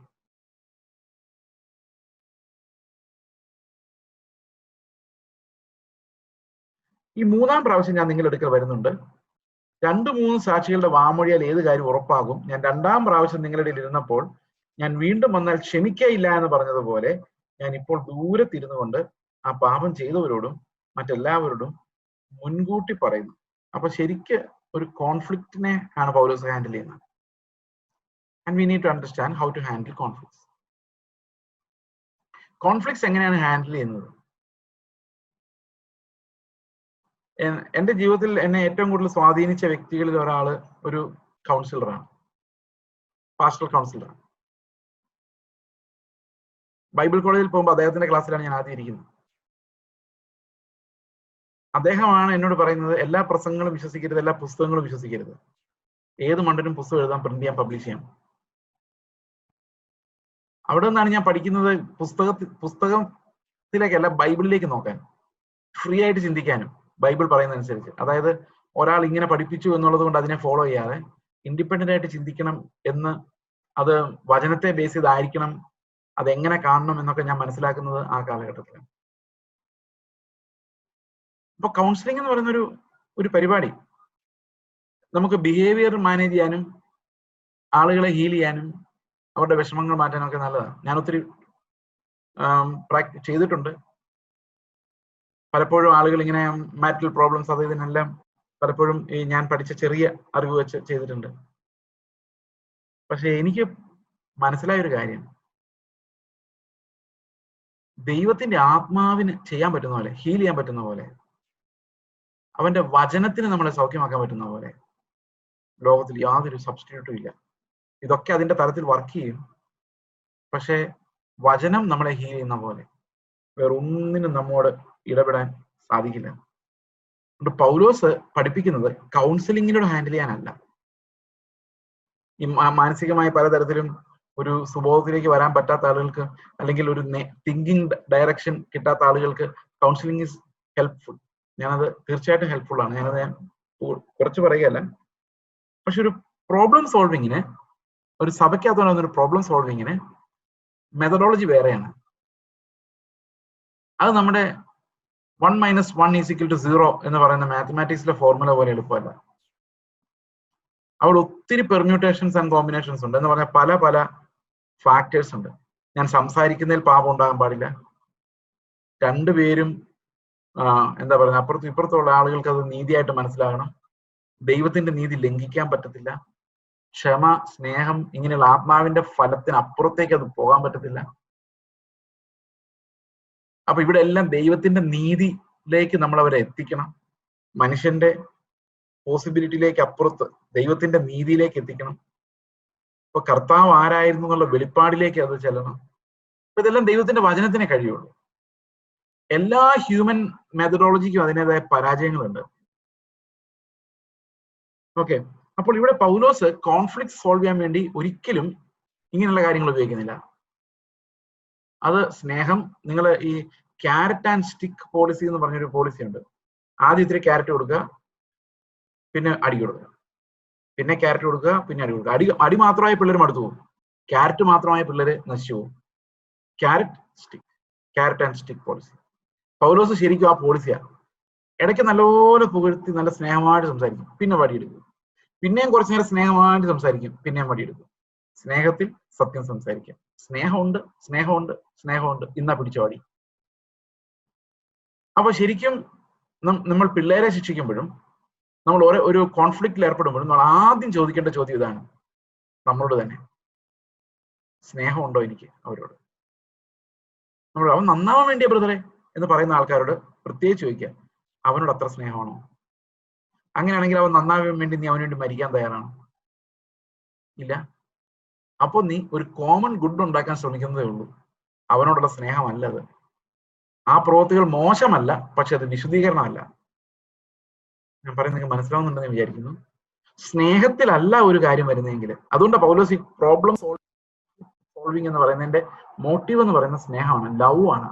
ലവിൽ നിന്നാണ് ഈ പ്രോബ്ലം സോൾവിങ് ഉണ്ടാകുന്നത്. ഓക്കെ,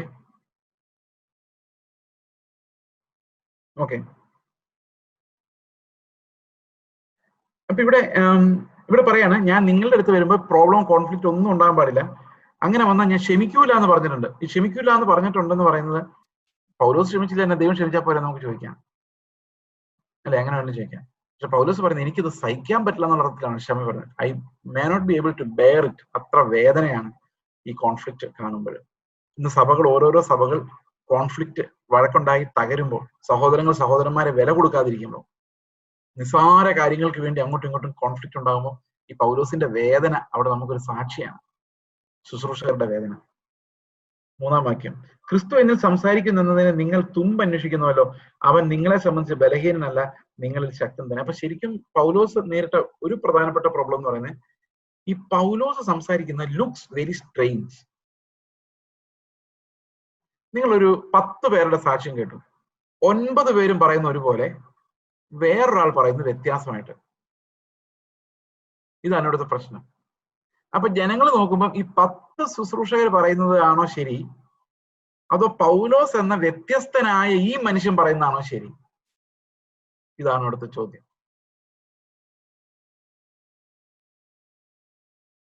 അപ്പൊ നമുക്ക് ഈ ലോകത്തിൽ ഏത് സിസ്റ്റത്തിൽ നോക്കിയാലും എന്തായിരിക്കും ഉത്തരം? 9 പേരൊരു കാര്യം പറയുന്നുണ്ടെങ്കിൽ അതാണ് ശരി, 10-ാമൻ പറയുന്നത് തെറ്റായിരിക്കും. കാരണം may be his misunderstanding or a problem of his perception or deliberate lying. അതും പറയാൻ പറ്റത്തില്ല, മനഃപൂർവ്വമായ കള്ളവുമാകാം. പക്ഷെ ക്രിസ്ത്യൻ സിറ്റുവേഷൻ അങ്ങനെയല്ല. That one man could be right. കാരണം എന്താണെന്ന് വെച്ച് കഴിഞ്ഞാൽ ഒരു ജനക്കൂട്ടം എപ്പോഴും ഒരു വിശാലമായ വഴിയെ പോകുക. ഒരു ജനക്കൂട്ടം ഒന്നിച്ച് ഒരിക്കലും ഒരു ഇടുക്ക് വഴി തിരഞ്ഞെടുക്കില്ല. And there will only be very few who would go that narrow gate. അതുകൊണ്ട് ക്രിസ്ത്യൻ പെർസ്പെക്റ്റീവിൽ ചിന്തിക്കുമ്പോൾ that one man could be true. ആ ആൾ ചിലപ്പം സത്യമായിരിക്കും, അയാളായിരിക്കും സത്യം. ഇവിടുത്തെ പ്രോബ്ലം പൗലോസിലൂടെ ദൈവം സംസാരിക്കുന്നുണ്ടെന്നുള്ളത് ഒന്നാമത്തെ തെളിവ് എന്ന് പറയുന്നത് എന്നെ സംബന്ധിച്ച് ആ യുണീക്നെസ് തന്നെയാണ്. കാരണം പൗലോസ് നമ്മോട് കർത്താവ് പറഞ്ഞ കാര്യങ്ങൾ ഇന്നേ വരെ പ്രപഞ്ചത്തിൽ ഒരു മതത്തിലും ആരും പഠിപ്പിക്കാത്ത കാര്യം. And it's consistent, so rewarding. അത് നമ്മൾ പഠിച്ചു കഴിയുമ്പോൾ അതിനകത്ത് ലോജിക്കൽ കൺസിസ്റ്റൻസി ഈസ് അമേസിങ്. അത്ഭുതകരമായ ഒരു വ്യവസ്ഥയാണ് പൗലോസ് ദൈവത്തിന്റെ വ്യവസ്ഥയായിട്ട് മുമ്പോട്ട് വയ്ക്കുന്നത്. ഒരു മനുഷ്യനും പൗലോസിന് വെളിയിൽ ഒരു മനുഷ്യനും കണ്ടെത്തിയിട്ടില്ലാത്ത, അത് നമ്മൾ ചുമ്മാ പുകഴ്ത്തി പറയുന്നതല്ല, ഏത് സോഷ്യൽ തിയറിയിലും ഇല്ലാത്ത യുണീക്ക് ടീച്ചിങ് ആണ് ബൈബിളിലുള്ളത്. പൗലോസ് അത് എക്സ്പ്ലെയിൻ ചെയ്യുമ്പം ലോകത്തിന്റെ വ്യവസ്ഥകൾക്ക് അല്ലാത്ത ദൈവത്തിന് മാത്രം വെളിപ്പെടുത്താൻ പറ്റുന്ന ഒരു വ്യവസ്ഥ, നമ്മുടെ അമ്പരപ്പിക്കുന്ന ആ രക്ഷയുടെ വ്യവസ്ഥ, പാപികളെ രക്ഷിക്കാൻ കർത്താവ് ചെയ്ത പ്രവൃത്തി, അതിലൂടെ ഉണ്ടാകുന്ന വിശുദ്ധീകരണം, കൃപ, വീണ്ടെടുപ്പ്, ഇതെല്ലാം പൗലോസ് വിശദീകരിക്കുമ്പോൾ നമ്മൾ കാണുന്ന ഒരു വലിയ അത്ഭുതം, ദൈവം അവന്റെ പദ്ധതികളെ അപ്പോസ്തലന്മാരിലൂടെ വെളിപ്പെടുത്തുന്നതാണ്. And then the other 9 pales in comparison and they become shadows in this light. ഒരൊറ്റ വെളിച്ചത്തിൽ ബാക്കിയുള്ളതെല്ലാം നിഴലുകളായിപ്പോ. എത്രയോ ടീച്ചേഴ്സ് അവിടെ ഉണ്ടായിരുന്നല്ലേ, പലതരത്തിലുള്ള ടീച്ചേഴ്സ് ഒന്നാമത്തെ സഭയിലുണ്ടായിരുന്നു. നിങ്ങൾ ആലോചിക്കുക, നമ്മുടെ ഒരു സഭയിൽ, ഒരു ലോക്കൽ സഭയില് ഒരു കൺട്രോൾ ഇല്ല. അന്ന് ഈ മെത്രാന്മാരെ പോലെ പൗലോസ് വടിയും പിടിച്ചുകൊണ്ടിരുന്ന എല്ലാവരും അടിക്കുമായിരുന്നില്ലല്ലോ. ഇവരെല്ലാം ദാസന്മാരെ പോലെ ഒന്ന് ശുശ്രൂഷിക്കായിരുന്നു. അപ്പൊ ഇഷ്ടംപോലെ പ്രസംഗങ്ങൾ ഒരു സഭയിൽ നടക്കുന്നുണ്ടായിരുന്നു. നിങ്ങൾ ആലോചിക്കേ, പല തരത്തിലുള്ള ആൾക്കാർ വന്ന് പ്രസംഗിക്കുന്നുണ്ടായിരുന്നു. പലർക്കും സുവിശേഷം എന്താന്നുള്ളതിന്റെ വെളിവ് പോലും ഉണ്ടായിരുന്നില്ല. അപ്പൊ സഭയ്ക്ക് ഇഷ്ടംപോലെ ആൾക്കാർ ഇങ്ങനെ ശുശ്രൂഷകരെന്ന് പറഞ്ഞ് വരുന്നുണ്ടായിരുന്നു, കള്ളവേലക്കാര്. അവർക്കൊന്നും പൗലോസ് പറയുന്നത് മനസ്സിലാവുന്നില്ലായിരുന്നു. പക്ഷെ നിങ്ങളൊന്ന് ആലോചിക്കേ, എത്ര മനോഹരമായിട്ടാണ് ദൈവാത്മാവ് മറ്റൊരു പ്രസംഗകന്റെയും പുസ്തകം നമുക്ക് തരാതെ ഈ ദൈവികമായ ആ സിംഗിൾ യൂണിറ്റിയിൽ വന്ന ആ ഒരു ലൈൻ ഓഫ് തോട്ടിലുള്ളത് മാത്രം നമുക്ക് വേദപുസ്തകമായിട്ട് അറിയുന്നത് എങ്ങനെ സംഭവിച്ചു? It was not deliberately done by man. മനുഷ്യനാൽ സംഭവിച്ചതല്ല, പൗലോസിന്റെ അപ്പോസ്തലത്വത്തെ ദൈവം തെളിയിച്ചതാണ് over a period of time. നമ്മൾ മുസ്ലിങ്ങളോട് ചോദിക്കുന്ന ഒരു വലിയ ചോദ്യമുണ്ട്. മുസ്ലിങ്ങൾ എപ്പോഴും പറയുന്ന ഒരു കാര്യമുണ്ട്, ക്രിസ്ത്യൻ ബൈബിൾ തിരുത്തപ്പെട്ടതാണ്, ക്രിസ്തീയ പുസ്തകങ്ങൾ തിരുത്തപ്പെട്ടതാണ്, അത് ഒതന്റിക് അല്ല, അതുകൊണ്ട് ഞങ്ങളുടേതാണ് ഒതന്റിക്. അപ്പൊ എന്ത് മാറ്റങ്ങൾ വരുത്തിയിട്ടുണ്ടെന്ന് നിങ്ങൾക്ക് അറിയാൻ പറ്റത്തില്ല. അപ്പൊ നമ്മൾ സാധാരണ ചോദിക്കുന്ന ചോദ്യം, ദൈവം തന്നാ നിങ്ങൾ വിശ്വസിക്കുന്നുണ്ടോ? ഉണ്ട്. കാരണം അവരങ്ങനെ തന്നെയാ പറയുന്നത്. തോറ എന്ന് പറഞ്ഞ പഴയ നിയമം, ഇഞ്ചിൽ എന്ന് പറഞ്ഞ പുതിയ നിയമം, ഇതെല്ലാം ദൈവം തന്നാന്ന് അവർ വിശ്വസിക്കുന്നുണ്ട്. പക്ഷെ ഇത് ക്രിസ്ത്യാനികൾ ഇതിന് തിരുത്തി ഒറിജിനൽ ഒരിടത്തും ഇല്ല എന്നാണ് അവർ പറയുന്നത്. അപ്പൊ നമ്മുടെ ചോദ്യം, ദൈവത്തിന് ഇത്രയും വലിയ 2 പുസ്തകങ്ങൾ തരാമെങ്കിൽ അത് തിരുത്താത്തവരുടെ കയ്യിൽ ഏൽപ്പിക്കാനുള്ള ശക്തി കൂടെ ദൈവത്തിനില്ലേ? അത് അതേ രീതിയിൽ പ്രിസർവ് ചെയ്യാനുള്ള ശക്തി കൂടെ ദൈവത്തിന് ഉണ്ടാവണമല്ലോ, അല്ലെ? അല്ലെങ്കിൽ ദൈവം ഒരു വലിയ ഇമ്പോർട്ടന്റ് ഡോക്യുമെന്റ് കൊടുത്തു, ജനങ്ങളെ ഏൽപ്പിച്ചു, ജനങ്ങൾ അത് മിസ്യൂസ് ചെയ്ത് തിരുത്തി എന്ന് പറയുമ്പോൾ ദൈവം ഒന്നും ചെയ്യാതെ നോക്കിയിരുന്നു. അപ്പൊ അത്രയും പോലും ദൈവത്തിന് കൊടുത്തവൻ അത് ഒരു ഒരു ഒരു ഒരു 5 തലമുറയിലെങ്കിലും പ്രിസർവ് ചെയ്യാനുള്ള പരിപാടി പോലും ഇല്ലാതെയാണോ അത് കൊടുത്തത്? അങ്ങനെ ദൈവത്തിന്റെ ഇഷ്ടമില്ലാതെ അത് തിരുത്താമായിരുന്നെങ്കിൽ പിന്നെ ഇതും തിരുത്താമല്ലോ. ഇതാണ് നമ്മൾ സാധാരണ പറയുന്ന ഒരു ചോദ്യം. അപ്പം അതുകൊണ്ട് തന്നെയാണ് ദൈവം പ്രിസർവ് ചെയ്ത് നമ്മുടെ കയ്യിലേക്ക് എത്തിക്കുന്നത്. ആ പൗലോസിന്റെ ഉപദേശം അന്ന് വേദനയോടെ അലഞ്ഞു തിരിഞ്ഞ് പൗലോസ് നടന്ന് റിജക്ട് ചെയ്യപ്പെട്ട് ആൾക്കാർ തള്ളി ചവിട്ടി, അവന്റെ വർത്തമാനം എന്തിനു കൊള്ളാം, അവനെ കാണാൻ എന്തിനു കൊള്ളാം, അവന്റെ പ്രസംഗം കേട്ടാർക്കും എന്തെങ്കിലും മനസ്സിലാവൂ, എന്തിനാ ഇങ്ങനെയുള്ള ഒരു ശുശ്രൂഷൻ എന്ന് പറയും. പക്ഷെ ഒഴിവാക്കാനും പറ്റുന്നില്ല. കാരണം പൗലോസ് വരുമ്പോൾ വലിയ അത്ഭുതങ്ങളാണ് നടന്നുകൊണ്ടിരുന്നത്. അത് വചനം അവിടെ ഉറപ്പിച്ച ഒരു വിശ്വാസി ഒന്നും അത്ഭുതങ്ങളെ കണ്ടിട്ടാ. അപ്പോസ്തലത്വത്തിന്റെ അത്ഭുതങ്ങളും അടയാളങ്ങളും എല്ലാം വൻതോതിൽ പൗലോസിലൂടെ നടക്കുമായിരുന്നു. ഇപ്പൊ ഒരു ഡൈലമ എന്ന് പറയുന്നത്, കർത്താവ് തന്നെയാണോ ഇവരിൽ സംസാരിക്കുന്നത്, ഇയാളിലൂടെ സംസാരിക്കുന്നത്? ഞാൻ നേരത്തെ നിങ്ങളോട് പറഞ്ഞതുപോലെ ഈ ലോകത്തിന്റെ അത്ഭുതങ്ങൾ എന്ന് പറയുന്നതിന്റെ വാല്യൂ കുറച്ച് നേരത്തേക്കേ ഉള്ളൂ. അത് കഴിയുമ്പോൾ നമ്മൾ അതിനൊരു നാച്ചുറൽ കോസ് കൊടുത്തിട്ട് നമ്മൾ അതിനെ അത്ഭുതം അങ്ങ് എടുത്ത് മാറ്റിക്കളയും. അപ്പം പൗലോസിന്റെ കാലത്ത് നടന്ന അത്ഭുതങ്ങൾ മനുഷ്യർക്ക് അങ്ങ് ഉൾക്കൊള്ളാൻ പറ്റുന്നില്ലായിരുന്നു. കാരണം കുറച്ച് കഴിഞ്ഞപ്പോൾ അത്ഭുതങ്ങളുടെ ആ ഒരു പ്രകമ്പനം അങ്ങ് കഴിഞ്ഞപ്പോഴേക്കും പീപ്പിൾ സ്റ്റാർട്ടഡ് തിങ്കിങ് ഡിഫറെന്റ്ലി. പൗലോസ് ശരിക്കും ദൈവം അയച്ചിട്ട് വന്ന ഞങ്ങളാണോ എന്നൊരു സംശയം അവരുടെ ഇടയിൽ വ്യാപിക്കുവാൻ ഇടയായി. അപ്പൊ ഇന്ന് ആ പൗലോസിന്റെ വേദന ഒന്ന് ആലോചിച്ച് നോക്കുന്നു. കർത്താവ് ചൂടടയാളം ഏൽപ്പിച്ച് വിട്ടിരിക്കുക, നീ ഇത് പറയാൻ പറഞ്ഞു. ഇന്നേ വരെ ആർക്കും വെളിപ്പെട്ടിട്ടില്ലാതിരുന്ന അപ്പോസ്തലിക ഉപദേശം, കൃപയാലുള്ള വീണ്ടെടുപ്പ്, വിശ്വാസത്താലുള്ള നീതീകരണം, ആത്മാവിനാലുള്ള വിശുദ്ധീകരണം, കർത്താവിന്റെ പ്രത്യാശയുള്ള തേജസ്കരണം, ഇതൊന്നും മനുഷ്യന്റെ ബുദ്ധിക്ക് നിരക്കുന്ന കാര്യമല്ല ആ രക്ഷ. അപ്പൊ അത്ര ഭയങ്കരമായ ഒരു presentation, only owned by God and fulfilled by God. അങ്ങനെയുള്ള ഒരു കാര്യം പൗലോസ് അവതരിപ്പിക്കുമ്പം our God is powerful enough to preserve it.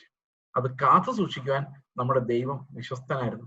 ആ ഉപദേശം അത് ഇന്നത്തോളം കാത്തു സൂക്ഷിക്കാൻ മാത്രമല്ല, നമ്മൾ സർവ്വ പ്രപഞ്ചത്തിലും അത് എത്തിപ്പിക്കുവാൻ, ഏറ്റവും കൂടുതൽ ഭാഷകളിൽ അത് ഇറങ്ങി ചെല്ലുവാൻ ദൈവത്തിന്റെ അധികാരമാണ് ദൈവം പ്രയോഗിച്ചത്.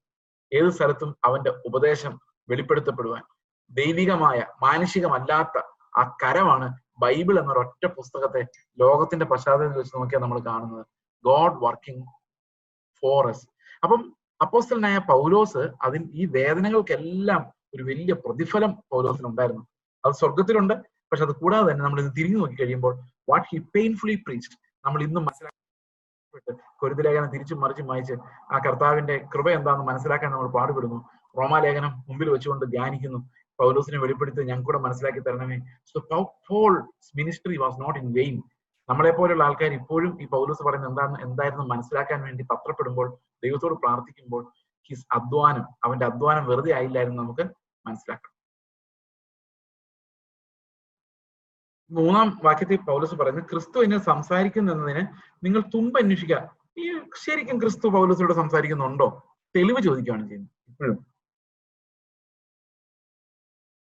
ഞങ്ങളും അവനിൽ ബലഹീനരെങ്കിലും അവനോടുകൂടെ ദൈവശക്തിയാൽ നിങ്ങൾക്ക് വേണ്ടി ജീവിക്കുന്നു. അവനിൽ ബലഹീനരായിട്ടാണ് അവനിൽ ബലഹീനരായിട്ടാണ് ഞങ്ങൾ ഇരിക്കുന്നത്. ബലം അവന്റെയാണ്. ക്രിസ്തുവിലുള്ളവരെല്ലാം ബേസിക്കലി ബലഹീനതയിലാണ് ഇരിക്കുന്നത്. ബലം ക്രിസ്തുവിന്റെയാണ്. ബലം അവന്റെ ബലമാണ് ധരിക്കുന്നത്, നമ്മുടെ ബലമല്ല. അപ്പൊ നമ്മൾ ബലഹീനരായും ക്രിസ്തു നമ്മൾ ശക്തരായും ഇരിക്കുന്ന ആ ഒരു സാഹചര്യമാണ് പൗലോസിന്റെ ജീവിതത്തിൽ ഉള്ളത്. അത് എന്തുകൊണ്ടാണ് അങ്ങനെ ബലഹീനനായിരിക്കാൻ പറ്റുന്നത്? അതിന്റെ കാരണം, ബലഹീനതയിൽ അവൻ ക്രൂശിക്കപ്പെട്ടിട്ടും ദൈവശക്തിയിൽ അവൻ ജീവിക്കുന്നു. അത് പൗലോസിന് എങ്ങനെ ആപ്ലിക്കബിൾ ആവുന്നത്? അവന്റെ ക്രൂശ് മരണത്തിന്റെ പങ്കാളിത്തം, അവന്റെ പുനരുത്ഥാനത്തിന്റെ പങ്കാളിത്തം. അപ്പൊ ഒരേ സമയത്ത് ഞാൻ ബലഹീനനും ശക്തനുമാണ്. യേശുക്രിസ്തുവിന്റെ ബലഹീനതയിൽ എനിക്ക് പങ്കാളിത്തമുണ്ട് ആ ക്രൂശിൽ, അതുപോലെ തന്നെ അവന്റെ ശക്തിയിലും എനിക്ക് പങ്കാളിത്തമുണ്ട്. അതുകൊണ്ട് നിങ്ങളെ സംബന്ധിച്ച് ഞാൻ ബലഹീനനല്ല, നിങ്ങളെ സംബന്ധിച്ച് ഞാൻ ശക്തനാണ് എന്ന് പൗലോസ് പറയാണ്. ഇപ്പൊ മനുഷ്യരെ സംബന്ധിച്ച് അങ്ങനല്ല. മനുഷ്യർക്ക് വേണ്ടി കർത്താവിൽ ജീവിക്കുക ചെയ്യുന്നത്. എന്നാൽ അവനവനെ സംബന്ധിച്ച് കർത്താവിൽ അവൻ മരിച്ചു. ഇപ്പൊ ഞാൻ നിങ്ങളെ എന്നെ നോക്കി, ഞാൻ നിങ്ങൾക്ക് വേണ്ടി കർത്താവിൽ മരിക്കുകയല്ല, എനിക്ക് വേണ്ടിയാ എന്ന് പറഞ്ഞാൽ എന്റെ പാപജടം പോകാൻ വേണ്ടിയാ. പക്ഷെ ജീവിക്കുന്നത് കൊണ്ട് കർത്താവിലാണ് ജീവിക്കുന്നതെങ്കിൽ അത് സഭയ്ക്ക് മുഴുവൻ പ്രയോജനമാവും. അപ്പൊ പൗലോസ് പറയുന്നതാണ്, ഞങ്ങൾക്ക് മരണവും നിങ്ങൾക്ക് ജീവനുമാണ് ഇതിലൂടെ വ്യാപരിക്കുന്നത്. അത് കൊരിന്ത്യർ നമ്മൾ നേരത്തെ കണ്ടതാണ്.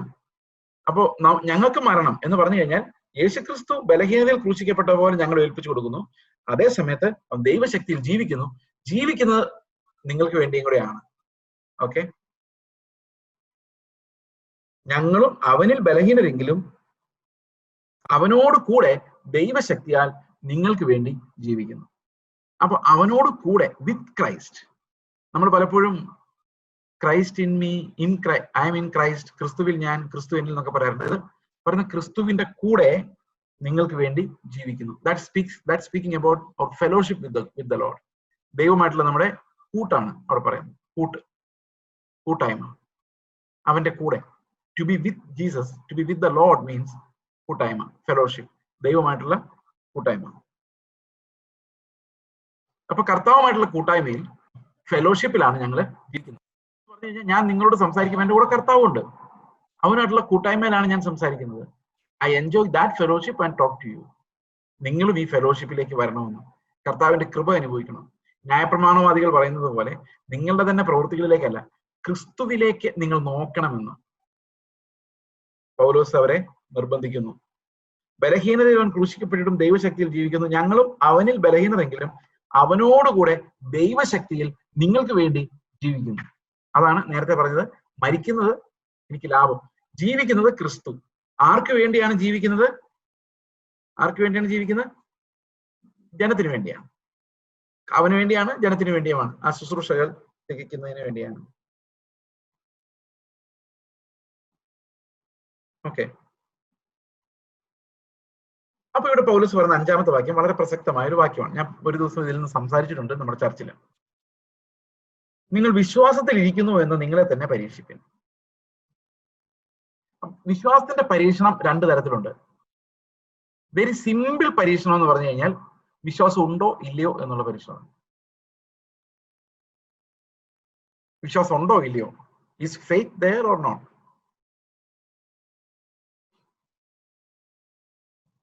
രണ്ടാമത്തെ പരിശോധന, വിശ്വാസം ഉണ്ട്, പക്ഷെ ഈസ് ദാറ്റ് ഫെയ്ത്ത് ജെന്യുയിൻ, അത് റിയൽ ഫെയ്ത്ത് ആണോ, കർത്താവ് നമുക്ക് തന്ന വിശ്വാസം തന്നെയാണോ, അത് നമ്മൾ ഈ ലോകത്ത് നിന്ന് ആർജിച്ചെടുത്ത സ്റ്റേറ്റ്മെന്റ്സ് ആണോ നമ്മുടെ വിശ്വാസം, അതോ ക്രിസ്തു നമുക്ക് ഉള്ളിൽ തന്ന ദൈവികമായ അവന്റെ ജീവനിലേക്ക് നമ്മളെ നയിക്കുന്ന, അവന്റെ പെരുമാറ്റത്തിലേക്കും ഇടപെടലിലേക്കും അവന്റെ വിശുദ്ധീകരണത്തിലേക്കും നമ്മെ നയിക്കുന്ന ആ വിശുദ്ധ വിശ്വാസമാണോ? അതാണ് വിശ്വാസത്തിന്റെ പരിശോധന.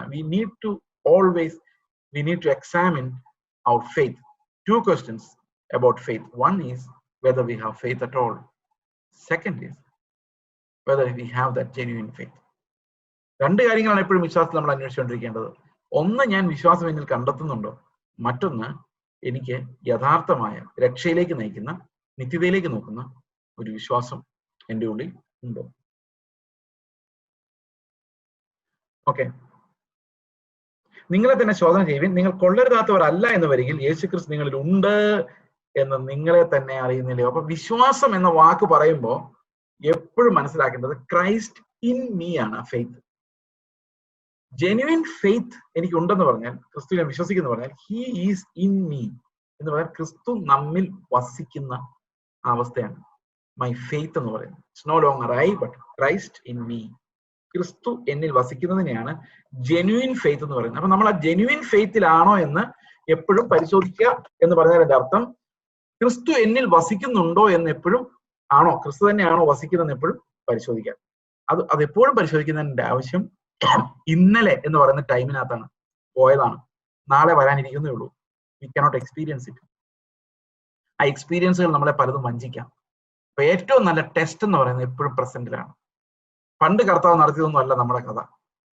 പണ്ട് കർത്താവ് നമ്മളെ ഭയങ്കരമായിട്ട് സഹായിച്ചു, അന്ന് ഞാൻ ഇവിടെ അങ്ങനെ ഓക്കെ എല്ലാം സമ്മതിച്ചു. തിരിഞ്ഞു നോക്കി, അത് വെറൊരു ഇമോഷണൽ എക്സ്പീരിയൻസ് ആയിരുന്നോ, അത് ചുമ്മാ അങ്ങേറ്റ് പറഞ്ഞോളൂ. വർഷങ്ങൾ കഴിയുമ്പോൾ നമ്മുടെ ഇമോഷൻസ് നമ്മൾ മറന്ന് വേറെ രീതിയിലായിരിക്കും നമ്മൾ അതിനെക്കുറിച്ച് ചിന്തിക്കുന്നത്. കാരണം നമ്മുടെ ചിന്തകൾക്ക് അത്രയൊന്നും കപ്പാസിറ്റി ഇല്ല അതുപോലെ റിപ്രൊഡ്യൂസ് ചെയ്യാൻ. Sometimes the situations can change when we are narrating it. Okay, അതൊക്കെ പോട്ടെ. ചോദ്യം ഇതാണ്, ഇപ്പൊ എങ്ങനെയുണ്ട് സ്ഥിതി? ക്രിസ്തു നിങ്ങളിൽ വസിക്കുന്നുണ്ടോ? അങ്ങനെയായിരുന്നെങ്കിൽ നിങ്ങളുടെ ആദ്യത്തെ എക്സ്പീരിയൻസ് കറക്റ്റ് ആണ്. ക്രിസ്തു നിങ്ങൾ വസിക്കുന്നില്ലേ? ഒന്ന് സംശയിച്ചേരെ. വിശ്വസിച്ച് കർത്താവെ നീ എന്നിൽ വസിക്കുന്നതിനായിട്ട് സ്തോത്രം. വസിക്കുന്നുണ്ടോ? വസിക്കണം. അതാണ് ഫെയ്ത്ത് എന്ന് പറയുന്നത്. ഫെയ്ത്ത് അതാണ്.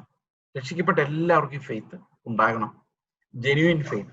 നമ്മൾ ആ വിശ്വാസത്തിൽ തന്നെയാണോ എന്ന് ഇടയ്ക്കിടയ്ക്ക് ശോധന ചെയ്യണം. ഇപ്പൊ നിങ്ങൾ പോയി ശോധന ചെയ്തിട്ട് നിരാശപ്പെടരുത്. അത് ഞാൻ നേരത്തെ പറഞ്ഞേക്കാം.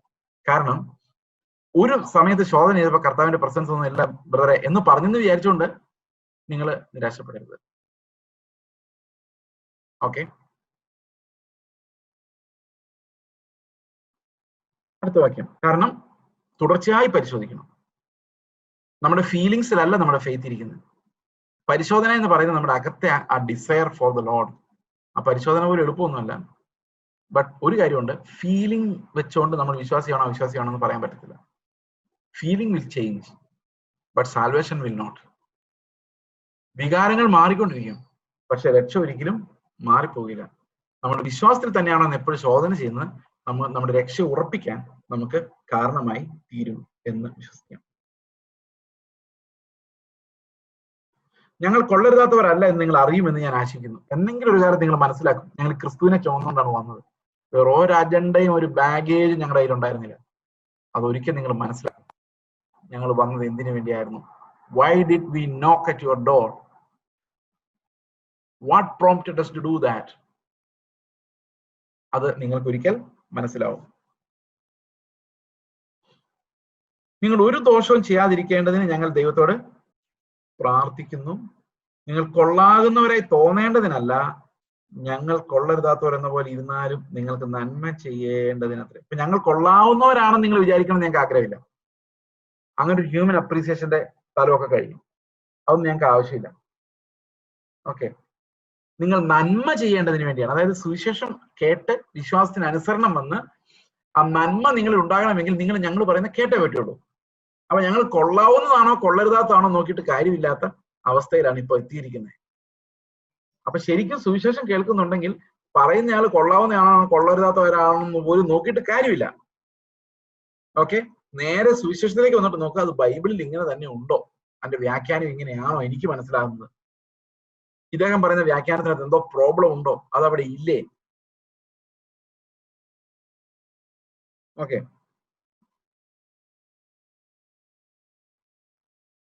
നിങ്ങൾ ഒരു ദോഷവും ചെയ്യാതിരിക്കാൻ ഞാൻ ദൈവത്തോട് പ്രാർത്ഥിക്കുന്നു. ഞങ്ങൾ കൊള്ളാകുന്നവരെ തോന്നേണ്ടതിനല്ല, ഞങ്ങൾ കൊള്ളരുതാത്തവരെന്ന പോലെ ഇരുന്നാലും നിങ്ങൾ നന്മ ചെയ്യേണ്ടതിനത്രേ. നിങ്ങളിൽ ആ നന്മ ഉണ്ടാകാൻ വേണ്ടി ഞങ്ങൾ ഇപ്പൊ കൊള്ളില്ല എന്ന് പറഞ്ഞാൽ ഞങ്ങൾക്ക് വിഷമമൊന്നുമില്ല. We can sit back, stand back and see how you are enjoying the lord, rejoicing in his presence. Okay, സത്യത്തിന് അനുകൂലമല്ലാതെ സത്യത്തിന് പ്രതികൂലമായി ഞങ്ങൾക്ക് ഒന്നിനും കഴിവില്ലല്ലോ. ഞങ്ങൾക്ക് വേണമെങ്കിൽ പെർസുവേഷൻ ഉപയോഗിക്കാം, പെർസുവേഡ് ചെയ്യാം, വേണമെങ്കിൽ ഞങ്ങൾ മാധുര്യ വാക്കുകൾ പറയാം, വശീകരണ വാക്കുകൾ പറയാം, വേണമെങ്കിൽ ദൈവത്തിന്റെ പരിജ്ഞാനത്തിന് വിരോധമായ കാര്യങ്ങൾ ആളുകളെ രസിപ്പിക്കാൻ വേണ്ടി നിങ്ങളോട് സംസാരിക്കാം. പക്ഷെ അതൊന്നും ഞങ്ങളെ കൊണ്ട് പറ്റുന്നില്ല. കാരണം ഞങ്ങൾക്ക് അതിനുള്ള കഴിവില്ല. ഇപ്പം ആ പഴയ മനുഷ്യൻ not possible for me to kindle that man again into life. ഞങ്ങൾ ബലഹീനരും നിങ്ങൾ ശക്തരുമായിരിക്കുമ്പോൾ ഞങ്ങൾ സന്തോഷിക്കുന്നു. നിങ്ങളുടെ യഥാസ്ഥാനത്വത്തിനായി തന്നെ ഞങ്ങൾ പ്രാർത്ഥിക്കുന്നു.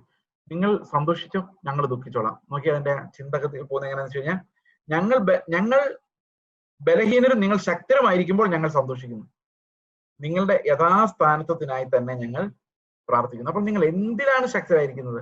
യഥാസ്ഥാനപ്പെടണം. കർത്താവിന്റെ അടുത്ത് ഏത് സ്ഥാനമാണോ നിങ്ങൾക്ക് വെച്ചിരിക്കുന്നത് അതേ സ്ഥാനത്തേക്ക് നിങ്ങൾ എത്തണം. ഓക്കെ, അങ്ങനത്തെ ഒരു ശക്തി നിങ്ങൾ പ്രാപിക്കണം. നിങ്ങൾ ശക്തരായിരിക്കുന്ന ലോകത്തിലാണെങ്കിൽ അതിന് ദൈവത്തിന് വലിയ പ്രസാദമൊന്നുമില്ല. അത് ദൈവം തന്ന ഒരു ദാനം. ഓക്കെ, അത്രേ ഉള്ളൂ. That's it. അത് നിമിത്തം ഞാൻ വന്നെത്തിയാൽ ഇടിച്ചു കളയുവാനല്ല പണിയുവാൻ അത്രേ കർത്താവ് അധികാരത്തിന് തക്കവണ്ണം ഖണ്ഡിതം പ്രയോഗിക്കാതിരിക്കേണ്ടതിന് ദൂരത്ത് നിന്ന് ഇതെഴുതുന്നു. ഒരിക്കൽ നമ്മൾ ചിന്തിച്ചതാണ് പൗലോസ് വരുമ്പം ഖണ്ഡിതമായിട്ടുള്ള ശക്തമായ ശാസന കലർന്ന ഫൈനൽ വേർഡ്സ് ഉച്ചരിക്കാൻ ഇടവരരുത് എന്നാണ് പറയുന്നത്. ഓക്കെ, ഖണ്ഡിതം പ്രയോഗിക്കാതിരിക്കേണ്ടതിന്. അപ്പൊ നമ്മൾ ഒരാളുടെ വചനം സംസാരിക്കുമ്പോൾ അല്ലെങ്കിൽ ഉപദേശിക്കുമ്പോൾ ആ ഉപദേശം അയാളെ തകർത്ത് കളയാം, അയാളെ നിരാശപ്പെടുത്തി കളയാം. അപ്പോൾ ഉപദേശിക്കുന്ന എല്ലാവരും ശ്രദ്ധിക്കേണ്ട ഒരു കാര്യമാണത്. ഇടിച്ചു കളയാൻ വേണ്ടി ആരും ഉപദേശിക്കരുത്. അവന് തന്നോട് തന്നെ അവമതിപ്പുണ്ടാകുന്ന രീതിയിൽ നമ്മൾ ഉപദേശിക്കരുത്. അത് ഉപദേശമല്ല, അത് തല്ലി തകർക്കലാണ്.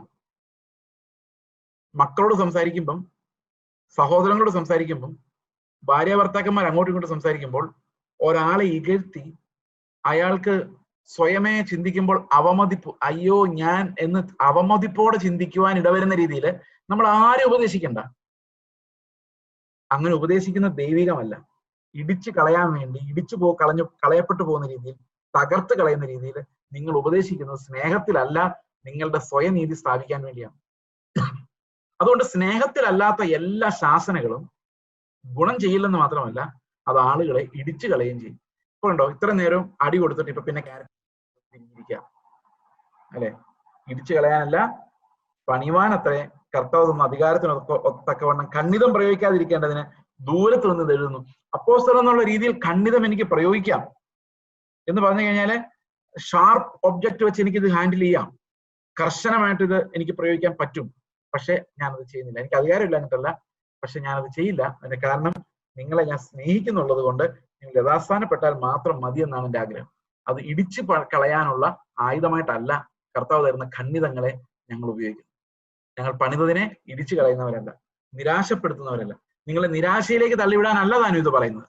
നിങ്ങളുടെ അനുസരണം ഫലമായി പുറപ്പെടുന്നതിന് വേണ്ടിയാണ് എന്ന് പൗലോസ് പറയുന്നു. 11 അതുകൊണ്ട് സഹോദരന്മാരെ യഥാസ്ഥാനം സന്തോഷിപ്പിൻ. കണ്ടോ, ഇത്തരം വഴക്ക് പറഞ്ഞിട്ടാ പറയുന്നത്. സന്തോഷിപ്പിൻ, യഥാസ്ഥാനപ്പെടുവിൻ, ആശ്വസിച്ചു കൊള്ളുവിൻ. ശരിക്കും ആലോചിച്ച് നോക്കി, എത്ര സ്നേഹത്തോടെയല്ലേ പൗലോസ് പറയുന്നത്. പറയാതിരിക്കാൻ നിവൃത്തിയില്ലാത്തതുകൊണ്ട് പറഞ്ഞെങ്കിലും ഉടനെ തന്നെ 2 ലൈനുകൾ പത്തോട്ട് വായിക്കുമ്പോഴേക്കും അവരുടെ മനസ്സിനെ കുളിർപ്പിക്കുന്ന stick and carrot and stick. ആശ്വസിച്ചു കൊള്ളുവിൻ, ഏക മനസ്സുള്ളവരാകുവിൻ, സമാധാനത്തോടെ ഇരിപ്പിൻ, എന്നാൽ സ്നേഹത്തിന്റെയും സമാധാനത്തിന്റെയും ദൈവം നിങ്ങളുടെ കൂടെ ഇരിക്കും. അപ്പൊ വളരെ സ്നേഹത്തോടെയാണ് പറയുന്നത്. വിശുദ്ധ ചുംബനം കൊണ്ട് അന്യോന്യം കോവിഡ് കഴിഞ്ഞ ശേഷം പരസ്പരം വന്ദനം ചെയ്യുക. അങ്ങനെ അവിടെ ഇല്ല, ഞാൻ നിങ്ങളോട് പറഞ്ഞു എന്നുള്ളതേ ഉള്ളൂ. ഈ കൊറോണ വന്ന് വ്യാപിച്ച സമയത്ത് അന്ന് വരെ ഇല്ലാതിരുന്ന ആത്മീകമായിട്ട് ആളുകൾ അവർ കെട്ടിപ്പിടിച്ചേ പറ്റൂ, ഷേക്കാൻ കൊടുത്തേ പറ്റൂ. എൻ്റെ ഒരു സുഹൃത്ത് പറയായിരുന്നു, ഓടി മുഖമായിട്ട് ഇങ്ങനെ അടുത്ത് എന്ത് ചെയ്യും? അവർ വിചാരിക്കും ഇയാൾ അവിശ്വാസിയായിരിക്കും. അവിശ്വാസി ആയതുകൊണ്ടല്ല, ഇത് ചുമന്നുകൊണ്ടുപോയി വേറെ 10 പേർക്ക് കൊടുക്കാതിരിക്കാൻ വേണ്ടിയാണ്. ഒരുപക്ഷെ അവിശ്വാസി ആയിരിക്കാം, പക്ഷെ നമ്മളിത് ക്യാരി ചെയ്ത് മറ്റുള്ളവർക്ക് കൊടുക്കാതിരിക്കാൻ വേണ്ടി. ഈ തക്ക സമയത്ത് ഭയങ്കര വിശ്വാസികൾ ഒത്തിരി പേര് ഇറങ്ങിയിട്ടുണ്ട്. മാസ്ക് വയ്ക്കുന്ന പാവമാണ് എന്നൊക്കെ പറഞ്ഞു. പ്രിയ സഹോദരങ്ങളെ, നമ്മൾ മറ്റുള്ളവരോടുള്ള ഒരു ഉത്തരവാദിത്തമുണ്ട്. ഞാനിത് കഴിഞ്ഞ പ്രാവശ്യം പറഞ്ഞൊരു കാര്യമാണ്. നമ്മൾ വളരെ സൂക്ഷിച്ചു വേണം ഈ ദിവസങ്ങളിൽ ഇടപെടുവാനും ജീവിക്കുവാനും. വിശുദ്ധ ചുംബനം നമുക്ക് കൊറോണ കഴിയുന്നവരെ നമുക്ക് വെയിറ്റ് ചെയ്യാം. ഓക്കെ, വിശുദ്ധന്മാർ എല്ലാവരും നിങ്ങൾക്ക് വന്ദനം ചൊല്ലുന്നു. കർത്താവായ യേശുക്രിസ്തുവിന്റെ കൃപയും ദൈവത്തിന്റെ സ്നേഹവും പരിശുദ്ധാത്മാവിന്റെ കൂട്ടായ്മയും നിങ്ങൾ എല്ലാവരോടും കൂടി ഇരിക്കുമാറാകട്ടെ. പല ഫോമിലുള്ള ഗ്രീറ്റിംഗ്സ് നമുക്ക് ബൈബിളിൽ കാണാമെങ്കിലും നമ്മൾ കോമൺ ആയിട്ട് ഉപയോഗിക്കുന്നത് ഈ കാര്യമാണ്. യേശുക്രിസ്തുവിന്റെ കൃപയും ദൈവത്തിന്റെ സ്നേഹവും. ഈ കൃപയും സ്നേഹവും തമ്മിലുള്ള വ്യത്യാസം എന്താ? ഒറ്റ നോട്ടത്തിൽ നോക്കി കഴിഞ്ഞാൽ വ്യത്യാസമൊന്നുമില്ല. പക്ഷെ ഇവിടെ പറയുന്ന കൃപ എന്ന് പറയുന്നത് ദർസ് എ ഡിഫറൻസ്. ആ കൃപ കർത്താവിന്റെ കൃപയാണ്, യേശുക്രിസ്തുവിന്റെ കൃപയാണ്. അത് നമ്മൾ തേജസ്സായി വെളിപ്പെട്ട ക്രിസ്തുവിന്റെ കൃപയാണ്. അത് നമ്മൾ വിശദമായിട്ട് സംസാരിച്ചിട്ടുള്ളതാണ്. യോഹന്നാന്റെ സുവിശേഷം 1-14 വാക്യത്തിൽ അതുകൊണ്ട് ദൈവപുത്രന്റെ ഏകജാതനായ പുത്രന്റെ തേജസ്സിനെയാണ് അവിടെ കൃപയുടെ പൂർത്തീകരണം എന്ന് യോഹന്നാൻ വിളിക്കുന്നത്. അപ്പൊ ഓരോ ദിവസവും നമ്മളിൽ യേശു ക്രിസ്തുവിന്റെ കൃപ വർദ്ധിച്ചു വരട്ടെ എന്ന് പറഞ്ഞു കഴിഞ്ഞാൽ അവന്റെ സ്വഭാവം, അവന്റെ നേച്ചർ, പ്രകൃതം, അതുപോലെ അവന്റെ ഇടപെടലുകളുടെ രീതി, പിതാവിനെ പ്രസാദിപ്പിക്കുന്ന രീതി, മനുഷ്യരോടുള്ള സ്നേഹം, ശത്രുക്കളോടുള്ള ടോളറൻസ്, ഇവിടെ എല്ലാം ക്രിസ്തു നമ്മിൽ വർദ്ധിച്ചു വന്ന് ആ കൃപ നമ്മിൽ പെരുകി തേജസ്സിലേക്ക് അത് മുതൽ കൂട്ടുന്ന ഒരു കാര്യമായിട്ട് മാറട്ടെ. ദൈവത്തിന്റെ സ്നേഹം, ഒരിക്കലും തീരാത്ത സ്നേഹം, സ്വന്തം മകനെ കാൽവരി ക്രൂശിൽ നമുക്ക് വേണ്ടി വിട്ടു തന്ന, നമ്മൾ 100 പ്രാവശ്യം പറഞ്ഞിട്ടുണ്ടാവും ഈ സ്വന്തം പുത്രനെ ആദരിക്കാതെ എന്നൊക്കെ പറഞ്ഞിട്ടുണ്ടാവും. അങ്ങനെ പറഞ്ഞു നമ്മുടെ ഉള്ളിൽ അതിന്റെ വില പോയിട്ടുണ്ടാവും. പക്ഷെ ഒരു നിമിഷം തിരിച്ച് നമ്മൾ ആ ക്രൂശോട്ട് നോക്കിക്കഴിഞ്ഞാൽ ദൈവം തന്റെ പുത്രനെ അയച്ചു തന്നു. നമ്മെ പുത്രനെ നോക്കുന്ന അതേ കണ്ണോടെ നമ്മളെയും നോക്കി നമ്മെ പുനരുദ്ധാനം ചെയ്യിപ്പിച്ച് കർത്താവിന്റെ കൂടെ ഇരുത്തി എന്ന് പറയുന്നത് ദൈവത്തിന്റെ സ്നേഹം പുത്രന്റെ കൃപ, പരിശുദ്ധാത്മാവിന്റെ കൂട്ടായ്മ, നമ്മൾ നേരത്തെ പറഞ്ഞ പോലെ ദൈവവുമായിട്ടുള്ള നമ്മുടെ കൂടെ എന്നുള്ള ബന്ധമാണ് ആത്മാ നമുക്ക് കൂട്ടായ്മ, ദൈവവുമായിട്ടുള്ള ഒരു കൂട്ടായ്മ. ദൈവത്തിന്റെ ആ ഇമേജില്, സ്വരൂപത്തില് നമുക്ക് കർത്താവുമായി ഉണ്ടാകുന്ന ഐക്യം, അവന്റെ അതേ തേജസ്സായി രൂപാന്തരപ്പെടുത്താനുള്ള ഐക്യം, അങ്ങോട്ട് എത്തിക്കുന്ന പരിശുദ്ധാത്മാവിന്റെ fellowship, the holy spirit's fellowship, fellowship of the holy spirit എന്ന് പറഞ്ഞു കഴിഞ്ഞാൽ നമ്മൾ എങ്ങോട്ട് പോകണമെന്നും ഓരോ അടി എങ്ങോട്ട് വെക്കണമെന്നും നമ്മുടെ അകത്തെ മനുഷ്യനോട് കമ്മ്യൂണിക്കേറ്റ് ചെയ്യാൻ പറ്റുന്ന, അങ്ങനെ നമ്മൾ ഓരോ ദിവസവും നടത്തുന്ന, വചനം വായിക്കുമ്പോൾ അത് ഏത് രീതിയിൽ വായിക്കണം, എങ്ങോട്ട് വായിക്കണം, എന്താണെന്ന് മനസ്സിലാക്കണമെന്നല്ല നമുക്ക് പറഞ്ഞു തരുന്ന നമ്മുടെ ഏറ്റവും അടുത്ത കൂട്ടുകാരനായ കൂട്ടായ്മയിലുള്ള പരിശുദ്ധാത്മാവ് എന്നാണ് ഈ വാക്യം മനസ്സിലാക്കുന്നത്. Fellowship, we have a perfect fellowship with the holy Spirit and the holy Spirit reveals to us the Father through his Son. Okay, അപ്പോൾ ഈ വചനങ്ങളാൽ ദൈവം നമ്മെ സഹായിക്കുമാറാകട്ടെ. നമ്മൾ കൊരിന്ത്യർ ലേഖനത്തിന്റെ പഠനം ഇവിടെ അവസാനിപ്പിക്കുകയാണ്.